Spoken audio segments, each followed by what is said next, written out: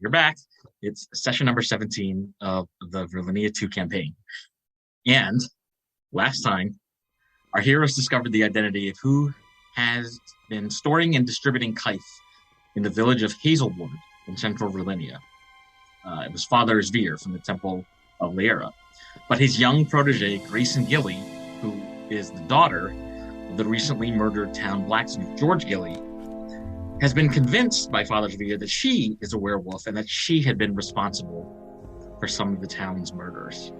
So we're going to pick up. We're all in Grayson Gilly's home, where outside the party had restrained the priestess of Lyra, Jammy Dendrites, in the forge outside in a separate building, and had locked up the daughter, Grayson Gilly, in her bedroom behind heavy chains and furniture. And she's actually also wearing the wolf costume that Siri had bought her yesterday as a gift. The reason why they had locked up Grayson in her own bedroom is that the party was worried whether she would actually turn into a werewolf or not. And so the party had each decided to take a watch. So Milo is taking the first watch, and Aisling agreed to take the second watch, which in between the first watch and the second watch is actually when midnight is happening. As Aisling wakes up from their nap and Milo prepares to go to bed, the party who's awake, which is right now just Milo and Aisling, notice a low moan and a snarl heard from within the bedroom.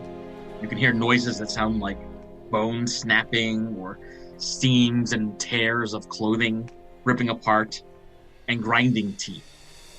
And all of a sudden, you both hear this low noise.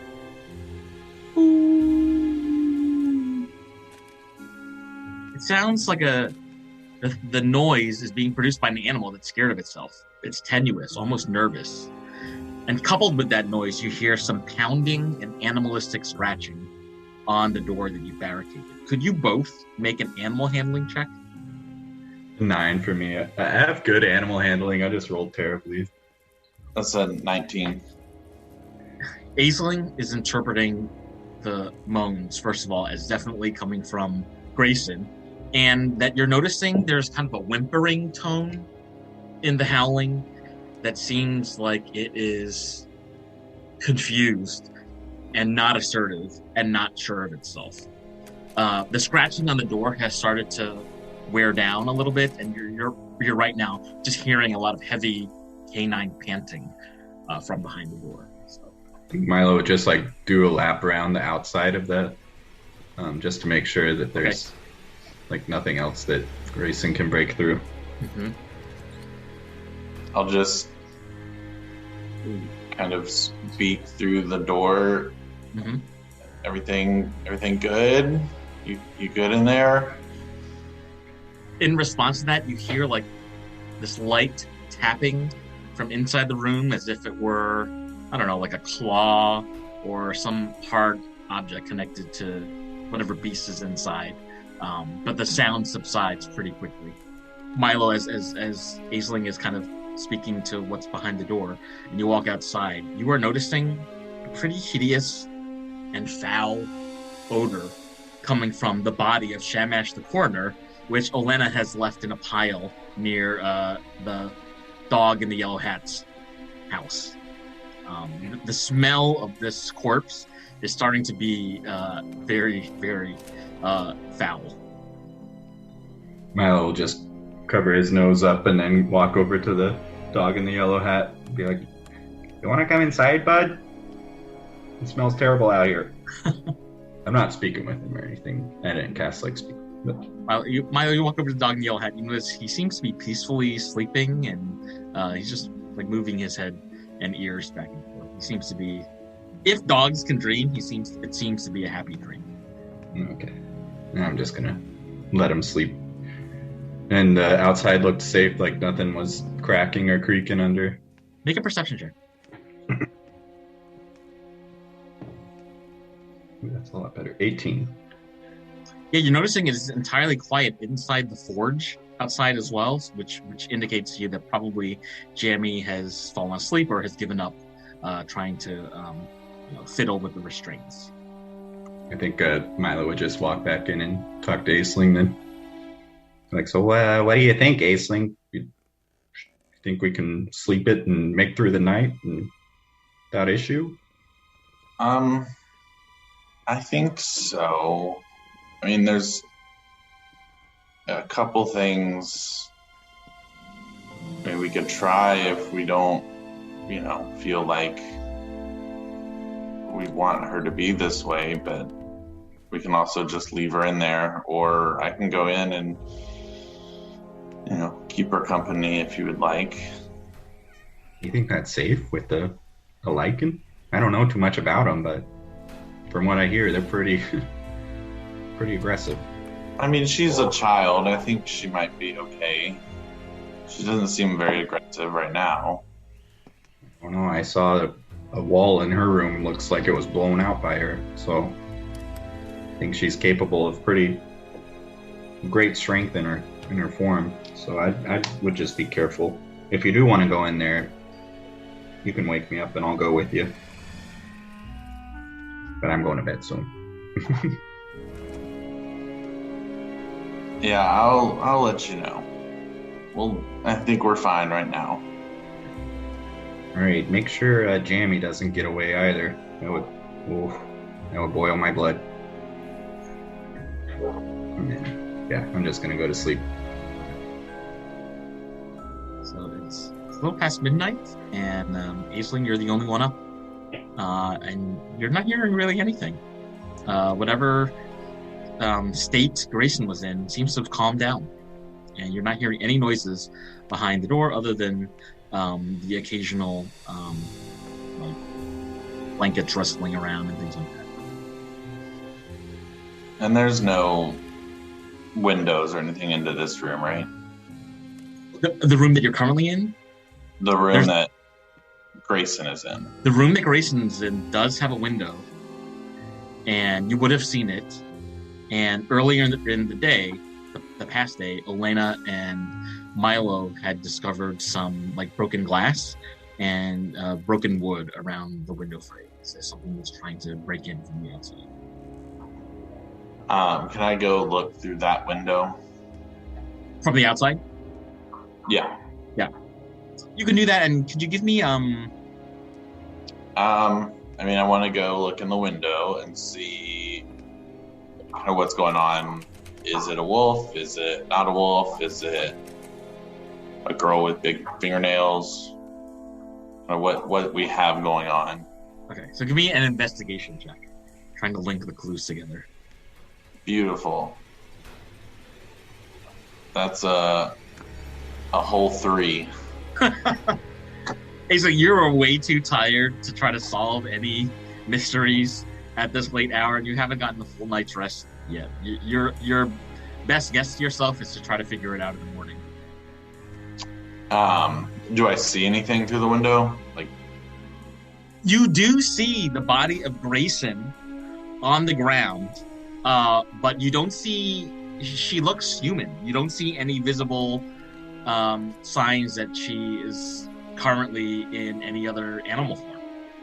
okay. It's kind of interesting. I'm going to cast Druidcraft, just the cantrip. And it says I can create an instantaneous harmless sensory effect. And I'm going to make it sound like just like rustling of leaves, like in the trees, or, like give her an outside in the open sound to sleep to. Okay. And just kind of, I'll do rounds and kind of, Okay. Check on her, check on Jammy, check on the dog. As you're walking around, kind of checking all the different locations and bodies and sounds around the house, you are picking up on the fact that it is a bright, white, full moon that's overhead. And it kind of gives you a sensation of calm to know that there is something looking over all the bizarre things that have been happening, not only in your plane, but here in Hazelward. You feel pretty solid that the night will continue rather safely. Great. I'll just do that until it's time to get someone up. Yeah, so Aisling, you make your exchange with Siri, who takes the third watch, and after that, Siri exchanges with Elena, who's taking the last watch as the sun actually starts to rise on this early autumn morning. And it's right around 7 a.m. when Elena starts to... Elena has kind of come into the room with other pieces of fruit all cut up, and she's kind of shifting people around to wake them up. So how do werewolves even work? Does anyone know, like, if we walk in there, will she just bite her head off, or what the heck is she transformed back? I hardly know anything about them. I mean, I checked on her, and it was just her. There was no wolf. I definitely hear some sounds. Maybe we were just tired. I investigated. Yeah. Nothing is wrong. Everything is perfect. I bet you investigated thoroughly and perfectly, so I trust you. Milo's gonna go out and check the ropes on Jamie to make sure they're still like tight and she's not gonna try and get out of here. Yeah, Milo, so you head out to the forge area and kind of undo the blankets and flaps and things that have covered up the main staging area, and she is sound asleep on the floor with her arms and wrists still restrained from the rope you had put around her last night. She's still sleeping. All right. I'll just go shake the ropes just to make sure they're tight and not loose. You seem pretty tight. Okay, and then I'll leave, even if it woke her up. I'll just walk away.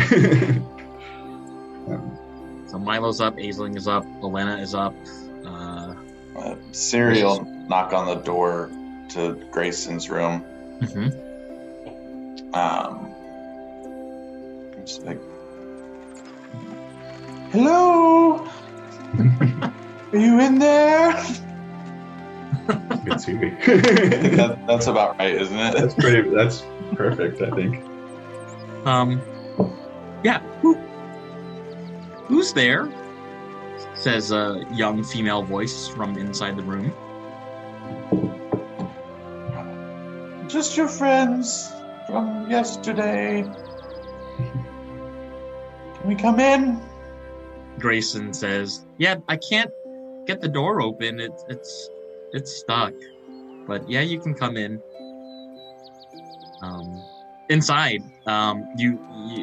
Siri opens the door and you see that Grayson is wearing the wolf costume from last night, but lots of even though it's a brand new sort of onesie jumpsuit, many parts of it have already frayed, particularly around where the hands or claws would be and around the face area. It looks like there's already some holes and some bald spots of where cotton and yarn had been replaced, and so overnight something must have happened. Siri will go in. Just how did you sleep? I can't do the Mrs. Doubtfire voice. Grayson says to you, Siri, yeah, not so good. I had really bad dreams. Now that I'm awake again, I'm reminded that somebody killed my dad yesterday, and my mom's no longer alive. I don't really know where I'm going to live anymore. Me and the dog in the yellow hat. Elena will say, "Do you want to come with us?" Grayson's nodding her head. Yes. Okay, we have a place for you in Zadaxi. Have you ever been there? I can't do a Russian accent, I'm sorry. Grayson nods actually and says, yeah, my dad used to take me there to sell things. He's friends with some lady, like, named Vava or something. in that city. They do trading with each other. And that does the blacksmith, right? From that we met a long time ago. Right. Right. Oh, Dada, we know her. Hmm? We can take you to her if you'd like.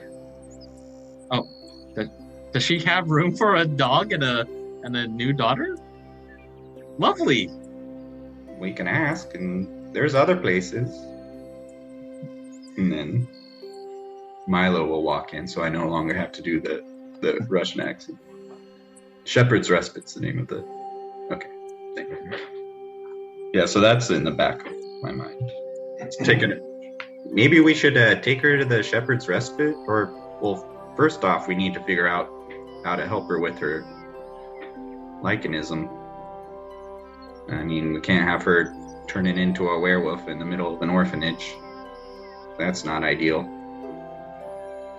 Does anyone know of any way to help cure this? Milo, could you make just a basic intelligence check, actually? Oh, jeez. Mm-hmm. Natural 1, but I get to re-roll those. Okay. 12. 12. Yeah.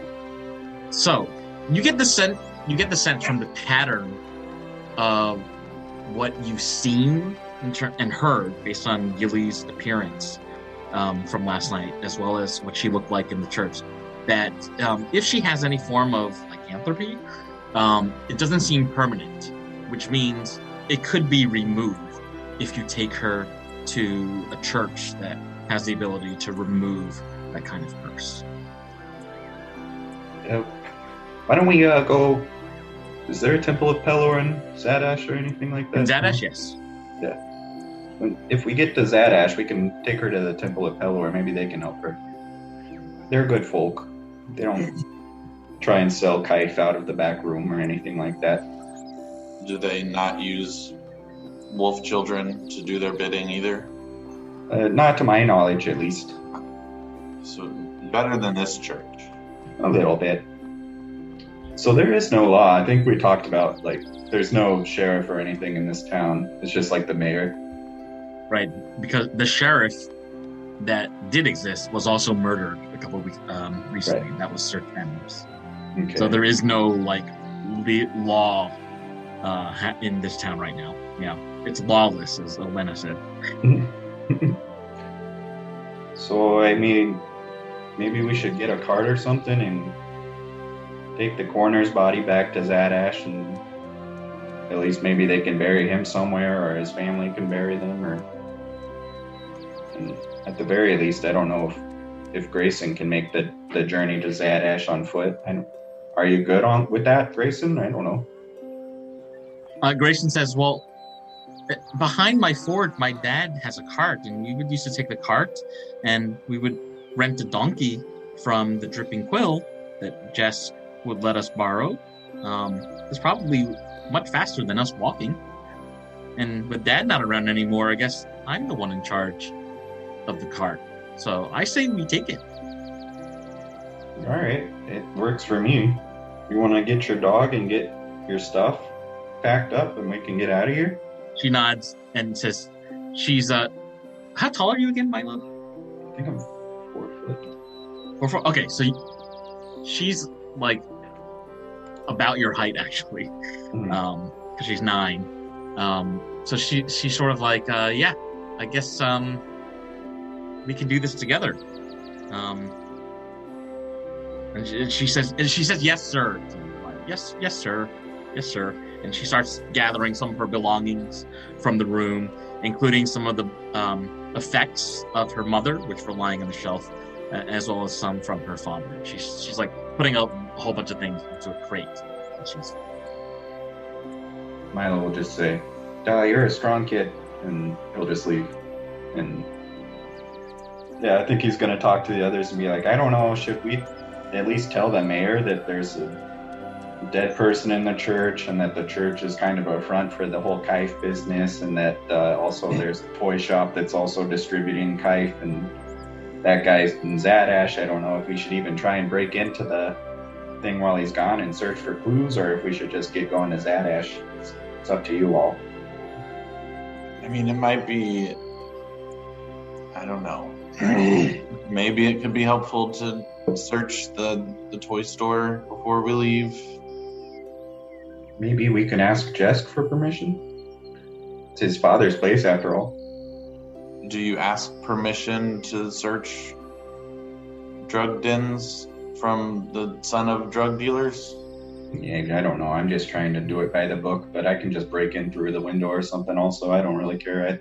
Yeah, there's no law here. Oh, that's true. I guess we're kind of the law if you think about it. But also, if we're going to be making a trip to Zadaxi, then Grayson might need a toy or 12 to play with on the way. Oh, that's another great point. Yeah, let's just go to the toy store and check for clues if there's anything about deliveries. Then we can just be done with this town.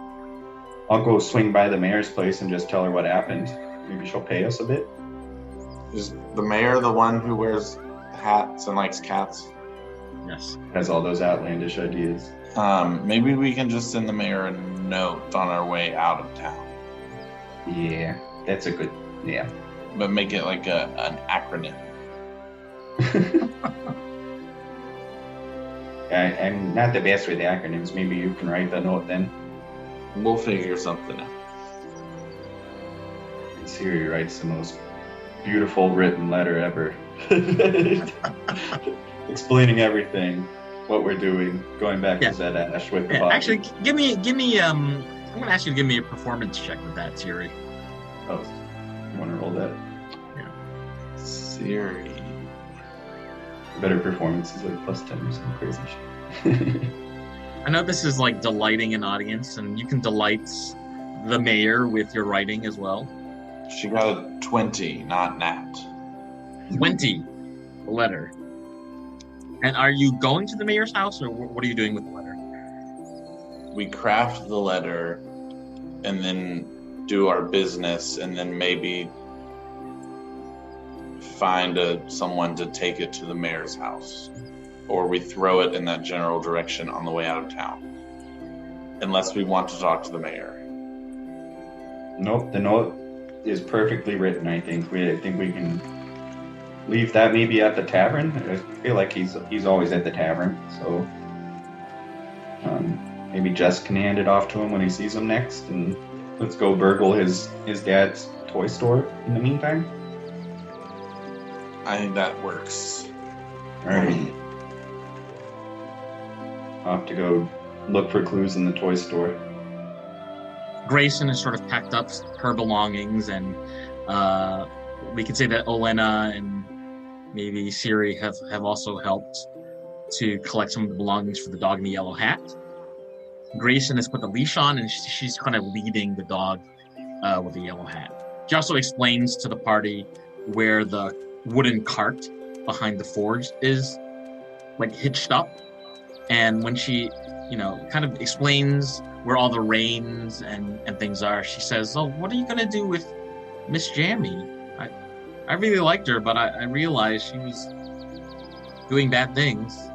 You gonna leave her here?" Oh no, we're gonna shoot. I gotta try and do a Russian accent because Milo's off. No, jeez, I'm not even gonna try. I'm Olena right now. We're gonna take her to the law enforcement in Zadaxi, and they can decide what to do with her, and go from there. That's exactly how Olena talks. Grayson shrugs her shoulders. Says, "Okay, sir. Okay, mister." I am a woman. Oh, okay. Okay, ma'am. And then when we drop off the letter, I assume we'll just get the donkey for the trip there as well. From the quill, right? That's where we get it? Yes, so you're gonna go to the quill. Yeah, and drop off the letter, get the donkey. Then go to the store. So is that the whole party then? Is going to the quill with Grayson and Jammy? Jammy's on the cart, I guess. Yeah. She's like hogtied in the back still. I don't think Milo would let her get out of the hogtie. Yeah, I think the whole party would go, and then just kind of like drop it off bring the donkey back to the cart and then go to the toy store and leave. Okay. As the party opens the front door to the Dripping Quill, you notice it is dead quiet inside. There's nobody drinking. It is only 8 a.m. after all. There's nobody drinking. But Jessica's there, looking quite terrified. They're kind of like, their teeth are chattering and they're biting their fingernails. And they're looking at you, and you can see, as soon as they see you, their body calms down immediately. And Jess shouts out to you, "Oh, good morning. I so worried about you. You didn't come home last night. You didn't sleep in your room last night. What did you all get up to? What did you find here in Hazelward?" And Jess's eyes are shifting around a little bit. A little nervously. What do you think we would find here in Hazelward, Jess? They say, "Did you go to the barn, or did you go to the toy store? Where did you get that weenie baby, may I ask?" Aisling will kind of notice all of this and kind of glide up a little bit closer to Jess. Just be like, kind of bat their eyes. She said, "Well, we were hoping you could help us with that," and will attempt to cast Charm Person Okay. on Jess. Does he need to make a save? Wisdom save. They need to make a save. I'm sorry. Wisdom save. Okay. That's a 4. Wonderful. So Aisling will kind of bat their eyes and again pull out from like a different pocket that everyone's confused at where all these pockets are coming from, and kind of just blow a very shiny, shimmery powder at Jesk, and now Jesk is charmed for the next hour. And I'll look at Jesk and be like, we were just, out for the evening, kind of enjoying the nice weather. Did you see the moon last night? It was beautiful. Just a transformative moon, if you will. Jess nods their head and shrugs their shoulders like, yes, transformative indeed. Some people lose their inhibitions and turn into animals when they see the moon, if you know what I mean, and they kind of wink their eye at you easily. I'll gesture out to the bar and be like, you seem a little less busy around breakfast time. How about a break? I'm sure you're tired. Maybe a back in 20-minute sign, and maybe we could go to the toy store. That's a wonderful idea. And Jess pulls out a quill and a pen and starts to put together a sign. And they cast a cantrip to tack it to the window as they kind of lock everything up and pushes the rest of the party inside. It's also at this moment that Jess realizes that you have the cart, but no donkey. And they whisper to you, Aisling, did you need the ass today? I mean, I always take ass whenever I can get it, but do you have a horse? Just asses only. It's the Dripping Quill after all. That's fine. But yes, we do. Is Bucky okay? I think the Gilly family has used her before. I'll look to Grayson and say, Grayson, who's your favorite donkey? Grayson starts clapping and says, Bucky! She puts her hands in the air and she sees Jess. She seems very excited about this. Yes, then Bucky it will be. They have the best brisket of all the gas stations. Jess runs back to kind of the stable area and grabs the donkey and pulls with the reins over to the cart, and Grayson and some of the others kind of hook the donkey up to the cart. Jess then, looks over their shoulder at you, Aisling, and says, "You want to go to the toy store?" Yeah, we're going on a little trip, and we need to get some toys for our child friend here who's going with us. And Milo was really excited to get a tour. Oh yeah, I would love to see the place. I'm a big fan of Weenie Babies. Have been my whole life, actually. Are you a collector by any I have chance? I have a couple first editions, but not to brag or anything. I'm sorry. Yeah. You're an original. I've been following the Weenie Babies since they were made. Oh my goodness. And Jess is kind of blushing a little bit. And they say, my family would be so happy to know that our craft has been appreciated by folks wide and far, such as yourselves. I'd be happy to give you a tour. Follow me.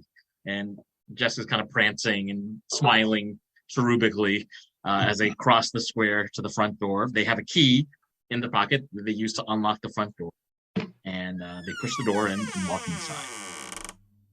On the trip over, Siri will pipe up and say, Jess, do you take suggestions? Jessica looks over their shoulder and says, yeah, always. I collect Weenie Babies also, but the tags get in the way, so I have to take them off. Can you just make them without tags? This is Miss, it's so expensive to stitch on the animals themselves that they were made in Hazelward and made by us. It's much more efficient and less expensive for us to just attach a tag on. No, but just rip them right off, all of them. You're just gonna rip them off, but then, I guess that is a good suggestion after all. I will let my parents know. Just kind of like shrugs their shoulders and lets you in. Do you all go in? Who goes inside? Everybody go inside? Siri will stay with the cart and the prisoner and the child. Okay. Yeah, so Elena's going to walk in too. Elena, Milo, and Aisling inside. Mm-hmm. Okay. All right, Milo, this is your turn. I've laid the groundwork for you. You're the cop. Oh, I'm not a cop. I'm just, interested in how these are distributed, if you catch my drift, Jessica. I mean, I know you saw the bottle on Olena's waist here earlier. We're trying to help out, actually. We're double agents, if you will. We're trying to help we're helping the police force solve what's happening with this distribution. And really, we're just trying to, identify who's actually heading up the investigation so we can take them out of the game, if you catch my drift, Jess. Jess says, I definitely catch your drift. And I want to help, but I also want to be sure that I keep getting paid. After all, this is one of the only ways for me to really make a living is by selling the remainder of my parents' Weenie Babies. This is how I make money on the side. I'm just running a pub. I don't make that much coin here in Hazelward. So it has helped so tremendously to be collaborating with Father Zveer to, give some toys to the kids. Although, come to think of it, I haven't seen that many kids here in Hazelward with Weenie Babies. I'm not exactly sure what he does with all the toys, but I am assuming it's for a good cause. Father Zveer is a very handsome and trustworthy fellow. Mm-hmm. Yep, definitely still alive. So your dad, he runs the business. He distributes all these Weenie Babies all over the place. That's right. Both my parents, my father and my mother. But right now they're in Zadaxi. They're going to the joke off today. How much do you know about what they're doing, outside of the Weenie Babies? And well, I know that they are working really hard so they can put money aside. My brother is also an adventurer. He just set off a couple of weeks ago to Tenoshimi Pass on his way to Zadash. So their whole plan was to spend their vacation in Zadash, where they would reunite with my brother P, or Patrick, but we call him P. That's his nickname. And then I would staff the Dripping Quill in the meantime. So that's why they decided to close the Toy Store. They just couldn't be in two places at once, and I couldn't be in two places at once either. Sorry, I'm just going through my notes to make sure P's not one of those people that was killed in the cave. As you're doing that, you're all kind of taking a look at the immense floor space in this store/workshop. You see large wooden toy chests filled to the brim with not only stuffed animals, but like Jack-in-the-Box things with crank devices, large stuffed rats with yarn whiskers and cartoonish-like eyes. There are also toy weapons that feel very soft to the touch. They're not actually made of real wood or metal, but they're very soft to the touch and look like toys that children could play with. And you very interestingly, Milo, you see a calendar on the wall with certain days marked off of the month, and it's clearly visible that the parents had closed the shop for a few days and that they intend to spend some time in Zadash. So Jess, first off, P. Ween is definitely dead. Side note, we found him in the in the cave that we explored right before you joined us, Cody. But sorry, that was just a little tangent because I found it in my notes. I was like, "Ooh, P. Ween, ooh, that's not great." But so wait, and that was the brother. That was the brother, yeah. That's Jess's brother, yeah. Yep, and we found him in the cave. But so do your parents have like a special inventory that they distribute around? Like anything outside of this regular display that you could show us? Oh, do you mean in the workshop? Yeah, the workshop. I mean, he just kind of just motions over with their shoulder to the workshop area. Again, you see hammers and nails and little things with prongs and metal cogs sticking out.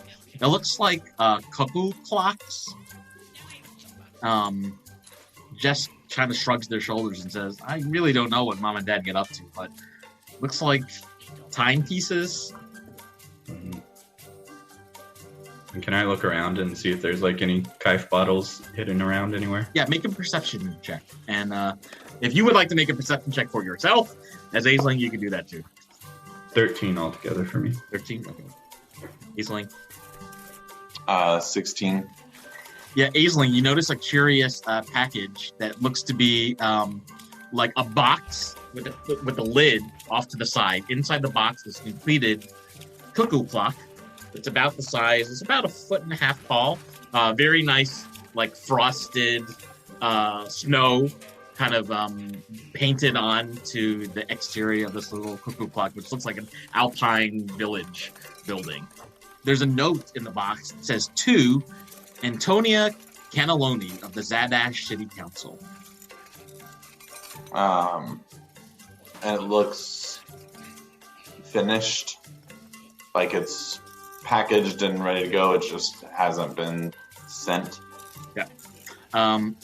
Jess realizes that you're noticing this and says, yes, that was meant to be a surprise gift from Father Zveer, because the town council over in Zadash is expected to do some investigation over all the kife situation happening in central Virlinia. And I think that Zveer wants Antonia Cannelloni to vote no on that resolution, to not investigate the recent happenings around kife.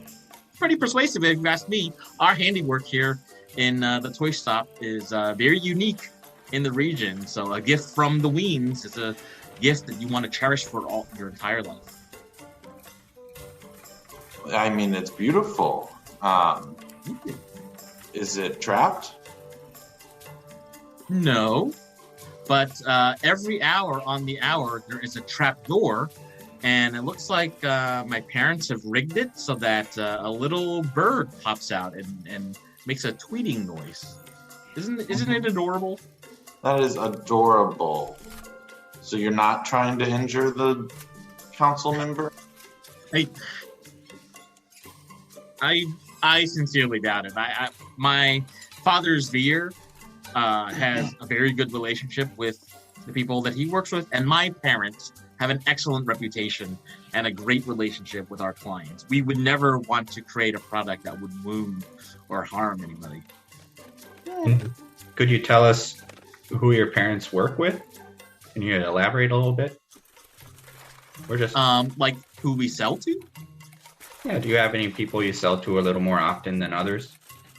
Yeah, I would say so. I mean, there's a toy store in the city of Paranch, which is one of the glorious Seven Sisters. You should really go to the coast of Virlinia and explore all of her wonderful cities. And of course, Antonia Cannelloni lives in Zadaxi, which is one of the best cities. Should you decide to go north, there is also a toy store in the largest city of the Seven Sisters, the city of Spinaka. Where his parents are in Zadaxi? Zadaxi is Zadaxi. Gotcha. Mm-hmm. And what was the other place you just said? There's another city called Paranch, and there's a third city called Spinaka. All three of those cities are three of the Seven Sisters, which is the largest province, and three of the famous historical cities that make up the name of the province, the Seven Sisters. Okay. And Ravnica. Ravnica is a fourth of the Seven Sisters. It's another city. And it's correct. And Jess, do you get your toys from anywhere else? Like, does someone come and drop off anything from time to time? Jess shakes their head and said, I don't know so much what's been going on in my family's business. I'm not on the best of terms right now with my parents. But maybe if you run into them in Zadaxi, you can ask them some more questions about that. Oh, sure. I can totally relate to that one, Jessica. Sometimes parents are tough. But it seems like you really enjoy our work. So when you run into them, please tell them that you met me. And if you could tell them that I'm doing just fine and that the business is running fine, that would be great. Oh, sure. And hey, Jess, one last thing before we take off. And I don't know if anyone else has any other questions, but this will do it for me. You don't mind if we buy a toy or two for Grayson out there? He looks over, they look over at Aisling, who has charmed them, and Jess says, oh no, I would never take any payment for someone who is an original Weenie Baby fan, as you are, sir. So, Milo, take a few. Why not? Oh, sure. And Milo will just bring Grayson in and have her pick whatever one she wants. There are all kinds of different animals. Grayson picks out a red fox for herself, as well as a cow that has like a silver collar around it. And she says, I'm going to call this one Mooey. That's a great name, Grayson. And then I'll just walk Grayson out and let Aisling and Elena ask anything that they need. Mm-hmm. Is Elena going to ask anything? Okay. I think while Grayson is kind of perusing, and you're kind of bringing her in, I'll see if I can just guide Jess out, and be like, just as they're, looking before we take too much of your time, I saw something outside that I wanted to ask you about. Jess seems very excited to continue speaking with you, Aisling.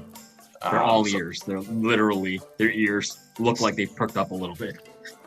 I'll see if I can lead them outside and kind of pass by the other two when they're coming in.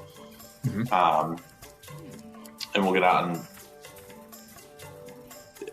I'll see if Siri, maybe, you picked out a great costume maybe you can help Grayson pick out some animals too, and maybe I don't know, see if they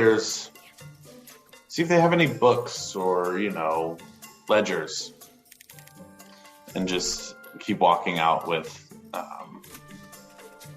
a Jess. And could you make a perception roll for Siri then, and with advantage, given that Jessica's already shown you quite a good deal of the floor of the toy shop? So this is perception with advantage. After Siri does that, Elena's going to accidentally drop the clock that they made for Cataloni to see what's in it. Okay. Or if there is anything in it. Mm-hmm. I think it's just an 11. 11. Yeah. Siri spends some time poring over the paperwork that is visible in the studio and in the toy store, and doesn't seem to pick up anything that you haven't already seen. And while Aisling is outside with Jess, I'll ask, Jess, I know you mentioned you do a lot of business with Zadaxi, and I'll pull that business card out. So do you do any business with these folks? Jess looks down at the card, and could you describe the card for us again, Aisling? Jessica's nodding their head. Just a business, I'm assuming, standard American-sized business card, with just a figure on the front. They're wearing just a hooded cloak. It's white. Can't really see their face. Yeah. I think that was all that was on it, right? Mm-hmm. Yeah. Jess is nodding their head, and they say to you, our family doesn't do business with them, but they certainly have a reputation in Zadaxi and some of the rest of the Seven Sisters. This is the business card of the Faceless Men, or the Men Without Faces. Have you heard of them before? I have. We've had a couple run-ins. What's your opinion of them? Well, my opinion is that if they could use their power to rectify wrongs, shall we say, sort of like steal from the rich, give to the poor, get rid of taxes on things like bread and cheese, which no poor person should have to pay. If they could put their mind to doing more of those kinds of activities, I would support the Faceless Men 100%, no doubt. Ideologically, we may be aligned with one another. Jess kind of rolls their eyes a little bit and smiles, kind of like using their fingers to touch both of their hands together. Jess is really kind of smiling at this. If I have another run-in, let's say, do you want me to put a good word in for you? Tell them about free cheese? Jess says, Aisling, they know me. And at least one or two of them have been known to frequent the Dripping Quill. And I would say a couple frequent another pub in Zadaxi called the Black Arms. So the Faceless Men they're everywhere. They have a presence. Jess leans in a little bit closer and hands you a brochure for what looks to be a performance night with people dressed in drag. And Jess says, once a month we have a party. You should come back to the Dripping Quill. And circles a date on the brochure that they've given you. And is that a close date? It's about 3 weeks from today. It's not on Saturday. It looks like it's you don't have to roll intelligence or anything. It looks like it would be like midweek or end of the week, but not exactly Saturday. Oh, so or like Samstag, as it is in this world. an amateur show. Hmm. Cool. Oh, it is Hazelward. It's a smaller town. The big league would be Zadaxi, I guess. and Jess explained. Jess is in tune with all of that, so would be happily explaining all of that to you, Aisling. Yep, talent needs someplace to grow, just like a plant needs water and sunlight. Why not Hazelward? I'm happy to water any new talent that comes here. Ooh, does that sound bad? No, it sounds lovely.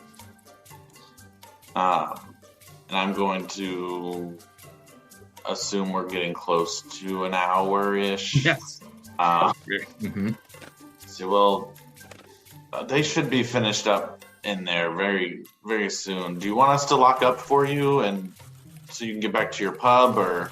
Just shakes their head and said, I got it. Anything for a true original fan. And they point at Milo again. No, it just gives a thumbs up. And I'm so sorry for that one that rips all your tags off. I know that ruins the collection value. I know. I had such a good conversation with that bard earlier, and I don't know why she would want to rip off the tags off. It just doesn't seem like a nice gesture. Well, we all have flaws. Crash from inside as Elena drops the clock. Jess runs out and sees that Elena has dropped the clock on the ground. Oh no, I'm so sorry. I was just admiring this work. Oh my goodness. Jess lets out a whimper and says, oh boy, Father Sveer will be very upset. Antonia will be very upset. But the good news is there is a smaller clock here that we can just package up and use the same tag. So when Father Sveer comes by to pick it up, he can still bring it to Antonia. Is there anything in the clock? Elena, you don't find anything inside the clock other than mechanisms, cogs, wheels, and a little bird connected to the trapdoor. Made out of wood. Sorry, Emily. That's a Milo move to drop something. Thought there was like a bomb or something, and then they were trying to blow up the lady. Elena is just gonna be like, "Oh, do you want me to pay for this? I'm so sorry." And Jess shrugs their shoulders and said, "No, you're friends with this one," and they kind of lean over with their shoulder towards Aisling. Don't worry about it. My parents won't miss it anyway. They've been gone for a long time. I don't even know if they're keeping track of recent inventory. In any case, here is another clock that are you bringing this to Father Sveer this morning, or should I hold on to it? You know what, Jess? How about we just deliver it for Father Sveer? Oh, are you going to Zadaxi? We are. Oh, that's wonderful. Series entering the choke competition. Series entering the joke competition. Well, good luck, Bard. Jess shouts out. And she's just over in the corner ripping tags off of. Just kidding. So it's at this moment, Jessica's kind of like getting ready to lock up, and everyone from the party's back out in the main square. They're with the donkey. Grayson is there with her toys. Jamie is all tied up. Yeah, I'll look over to Milo and say, "Hey, Milo, how fast can you run a donkey?" yeah, just do the little whip thing with the what is that bridle? Okay, bye, Jess. We'll see you later. Bye, Jess. We'll be back in a couple weeks. Maybe. Jess kind of kisses the air, especially towards Aisling, and says, "I'm looking forward to seeing you again." Kind of like waves their fingers at you. It's right around 9 a.m. and there's a small trickle of people in the square, including some people that you met yesterday. In fact, you see Zog, who is the tall half-orc woman, who is a longtime resident of the city. And Zog, you can see, is noticing you all with the cart, with the donkey, with Grayson, with one tied-up body in the cart, and she's kind of waving but also seeing all the things that you have there, and she looks at Siri in particular, because Zog had the most conversation with Siri, and just kind of nods her head and is also shaking her head at the same time. And Zog doesn't approach the party. Kind of like she walks away. You have been noticed by some of the townsfolk. Just keep going. Yeah, give me an animal handling check, by the way, Milo. All right, so if it's better than last time. Same exact as last time, I'm pretty sure, at 9. So 9. Yeah, this animal is not moving forward. It needs a different kind of encouragement. Someone else like to try? Yeah, sure. Aisling will. Not at advantage. 17. 17. So this doggy has not encountered a character that has weighed as little as you. And it is very curious about you kind of talking to it and petting it and calming it down. But for some reason, it does seem to be able to respond to your commands, Aisling. I just fly up to its ear and say, "You get your ass's ass moving," and smack it on the butt as lightly as my smacks are. Okay.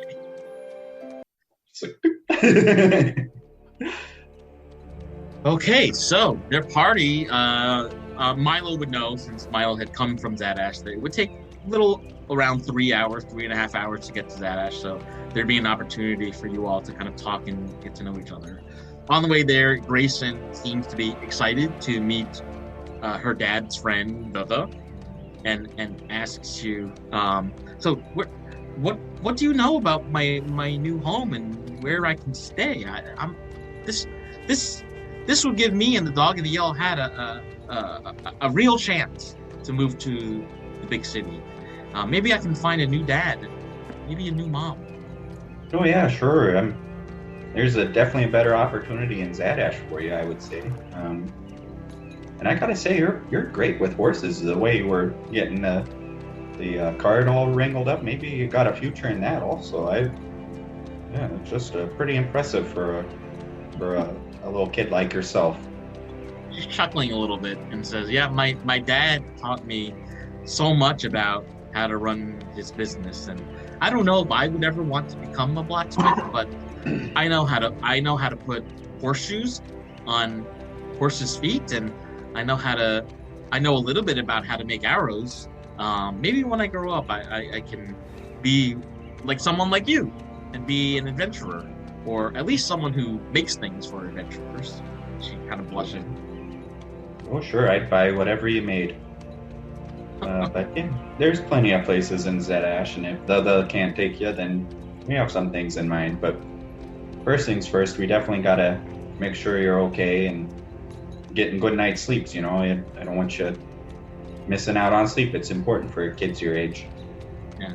So, Mister, do you really think it was me who did what Father Zvier said I did to my dad? I don't think I could ever hurt my father. What do you think? How?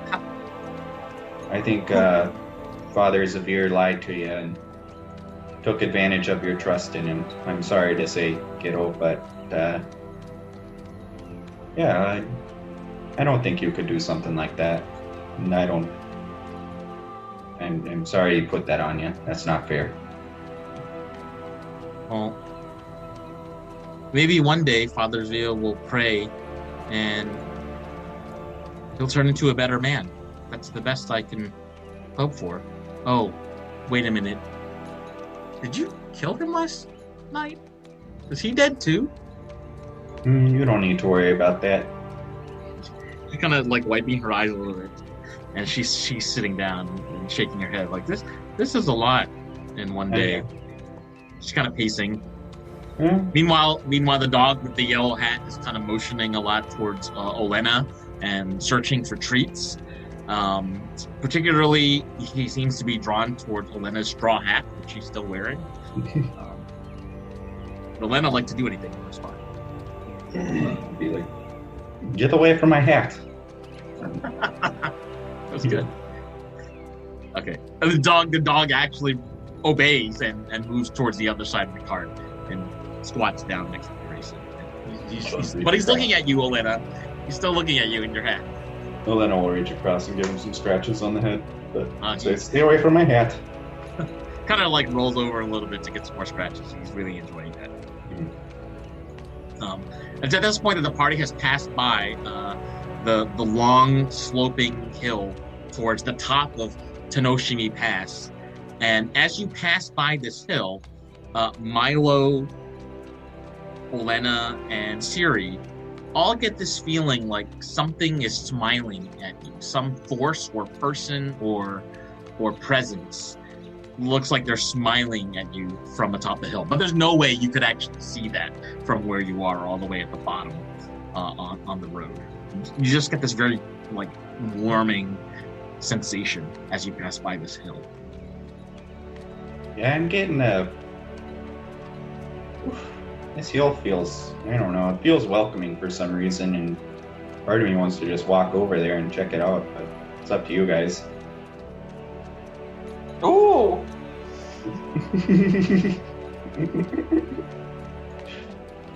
I got nothing. I don't. Okay. So it just feels like someone's kind of watching us, but it's like a welcoming thing? Something like that, yeah.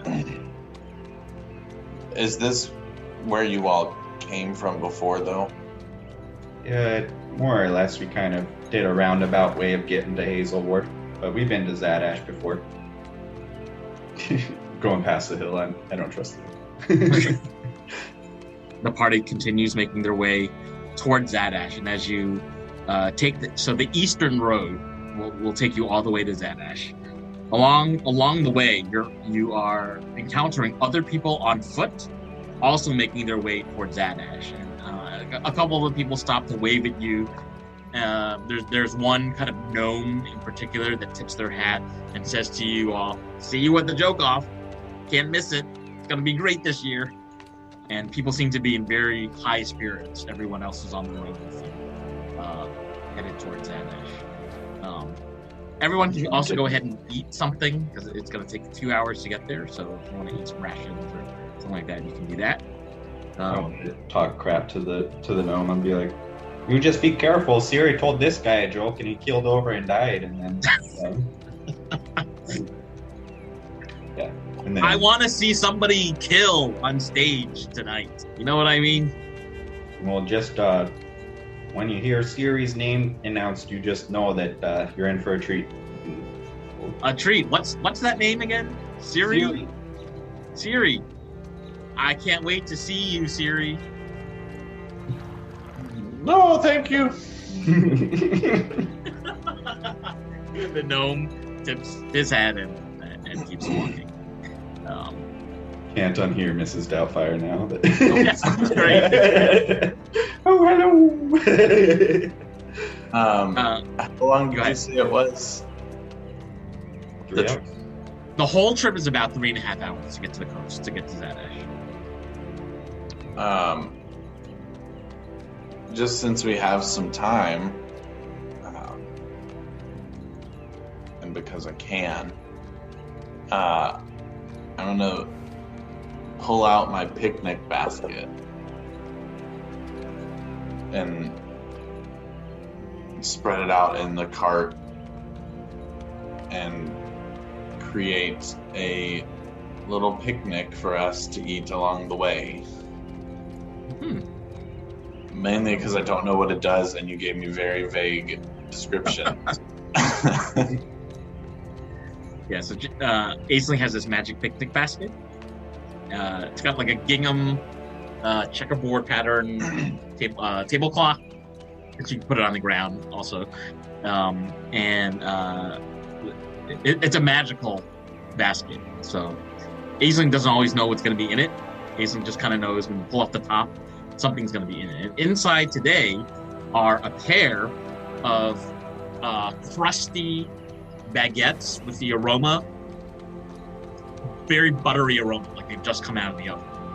You see a ceramic bowl with cold butter with salt and chives kind of mashed into the butter, so it's like an herbed butter. There's a bottle of white wine, and several fresh bunches of autumn fruits. So there's some nectarines, a couple of small like pumpkins, even. There's some grapes as well. There is a side of cheese that smells like it's salty and rindy, and it's got like this very rustic farm-like quality to the look of the cheese, and looks like a pretty fantastic lunch. Some fresh tomatoes as well, and some lettuce. So make a salad. Well, I gesture to everyone and share that with anyone that wants to partake, please. I seem to have forgotten to pack cups today, so we'll just have to pass the bottle of wine around. Grayson, small sips only. Grayson's clapping. Wine! Really build that constitution up a little bit more. I was digging in. Oh, thank you so much, Aisling. You are one handy adventurer, I'll tell you what, with the charming and the and this lovely picnic basket. You know what would make this lunch a lot better is if we weren't just sitting next to this decomposing corpse, and then we'll just smack Milo on the shoulder to kind of shut him up. It also says roll a d6. Yes, please roll a d6. So I rolled a 3. So everything, nothing else happens. Okay. So it's still a vague mystery. Next time, please remind us of that, and if you could roll a d6 before you pull the blanket off, then we'll see what else happens. Gotcha. The mystery basket, I like it.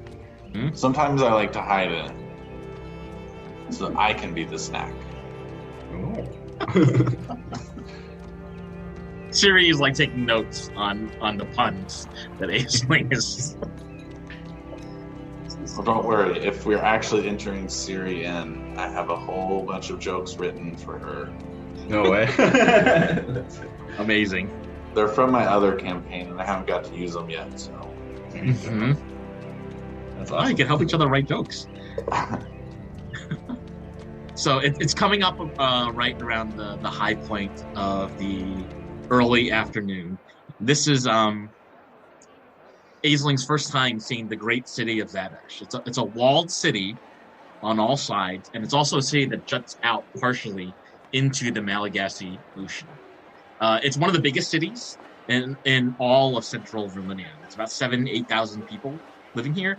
And you know from having conversation with the other adventurers that the city is divided into 4 different wards.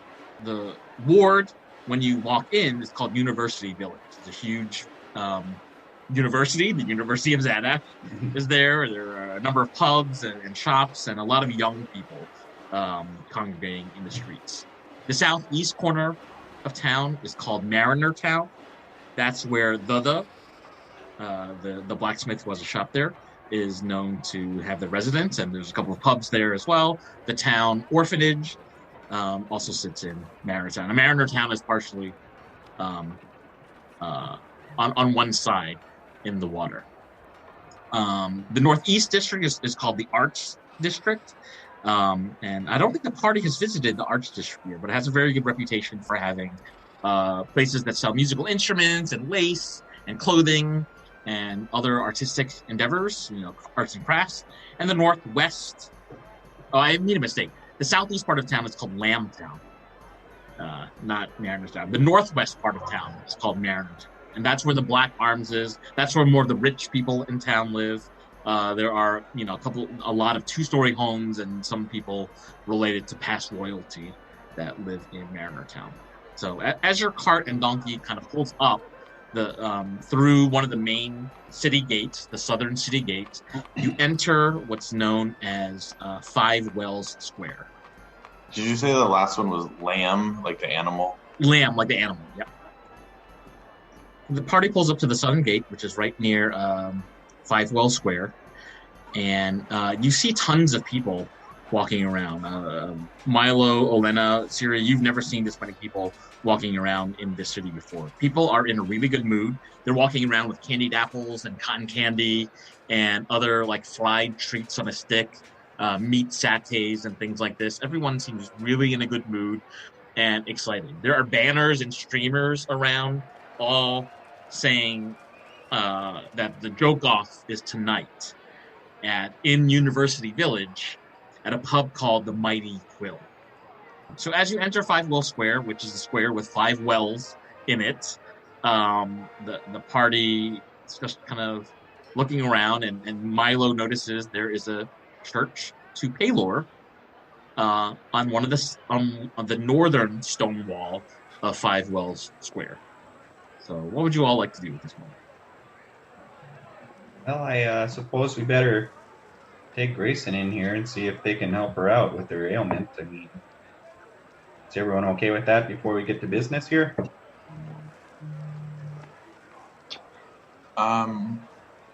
Yeah. Are you a Paylor person?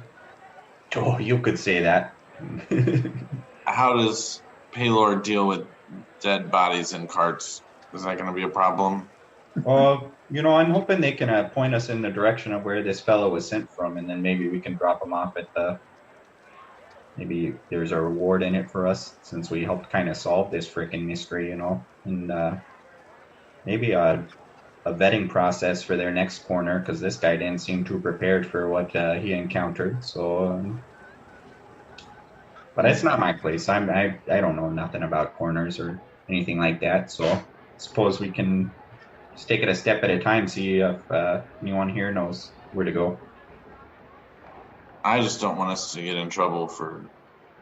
We also have this lady tied up in the back that has been asleep the whole time. Mm-hmm. No, I imagine the coroner's office is probably connected to the law enforcement in some way, so maybe we can drop her off there as well. And Milo would know that law enforcement would be housed in Mariner Town, which is very close to the Black Arms. That's the northwest part of town.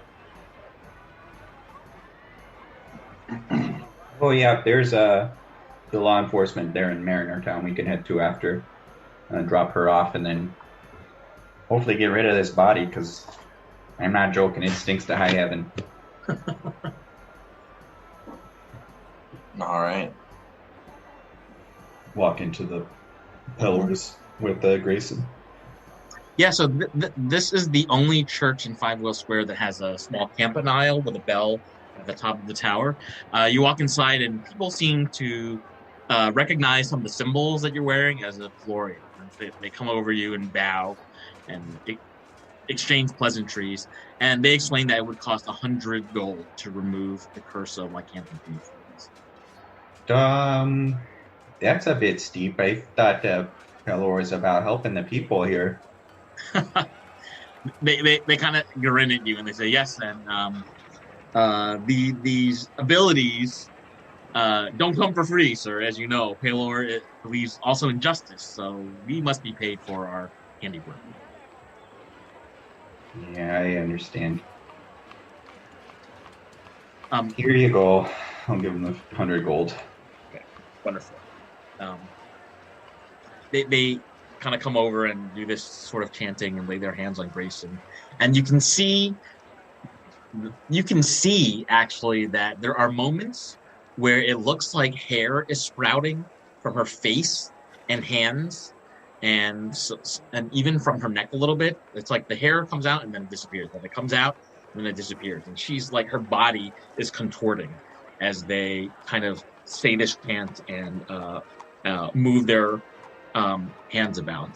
But it's after a few moments, the procedure is over, and she's kind of like slumping over, leaning forward, very out of breath. And she's rubbing her eyes and looking up. And she says to you, Milo, I think it's gone. Whatever Father Zvier did to me, I think it's gone. That's good. How you feeling? Okay? No, I don't feel like I'm quite myself.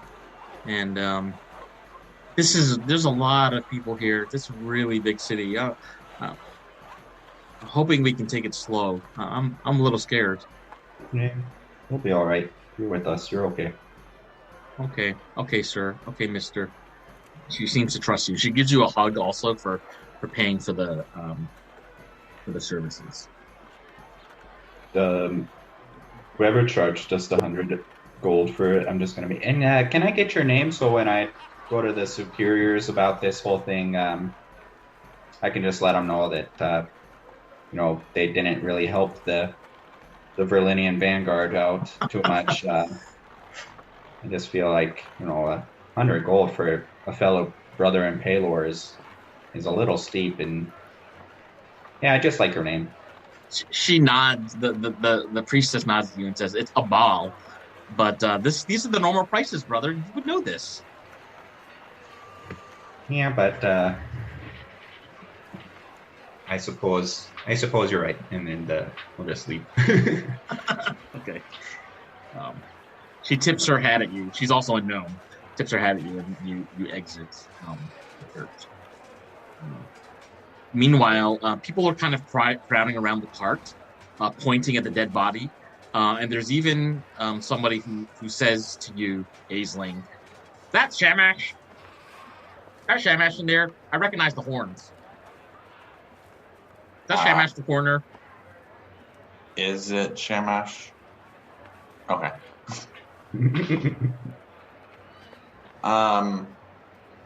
Unfortunately, yes, it is. Your corner has need of being coroned. That's why we are here. We're going to the police. The crowd is like kind of cheering at all of you and parting ways so you can move your cart forward to go towards the northwest part of town. Wait, cheering like, yay, he's dead? Cheering like out of solemnity, like you did a good deed to bring his body back, and they're happy that you are helping to solve the crimes and do the right thing. Okay, so I'll slowly put his body back down as I was going to throw it into the crowd if they were so happy that he was dead. And I'll just wait for Milo to show back up with an expensive child. Okay. The procedure did not take very long inside the Church of Phalos, for Milo and Grayson are kind of readjusting to the sunlight in Five Well Square. They see you and the townsfolk kind of having that discussion about Shamash. So what are all of you doing? Milo, I told them that we are leaving immediately and going to the coroner's office, and they are very glad that we are being nice. Oh, finally someone appreciates a nice deed. I mean, my word. Get into the cart, and Aisling, I know you had a little better luck getting this guy going than I did. So you want to work your magic and get the donkey moving? I will whisper back to the donkey and say, if you don't want to be involved with the coroner, then you need to get to the coroner's office. You know what, Aisling, could you make an animal handling check with advantage this time? Let's do that.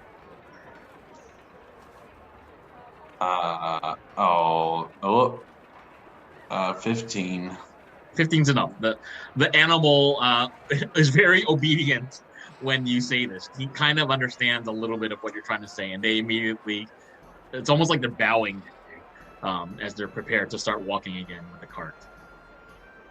The party makes their way towards the People Square, which is in the very center of the town. So you pass by People Square, and in the middle of the square, some of the members of the party see a familiar person.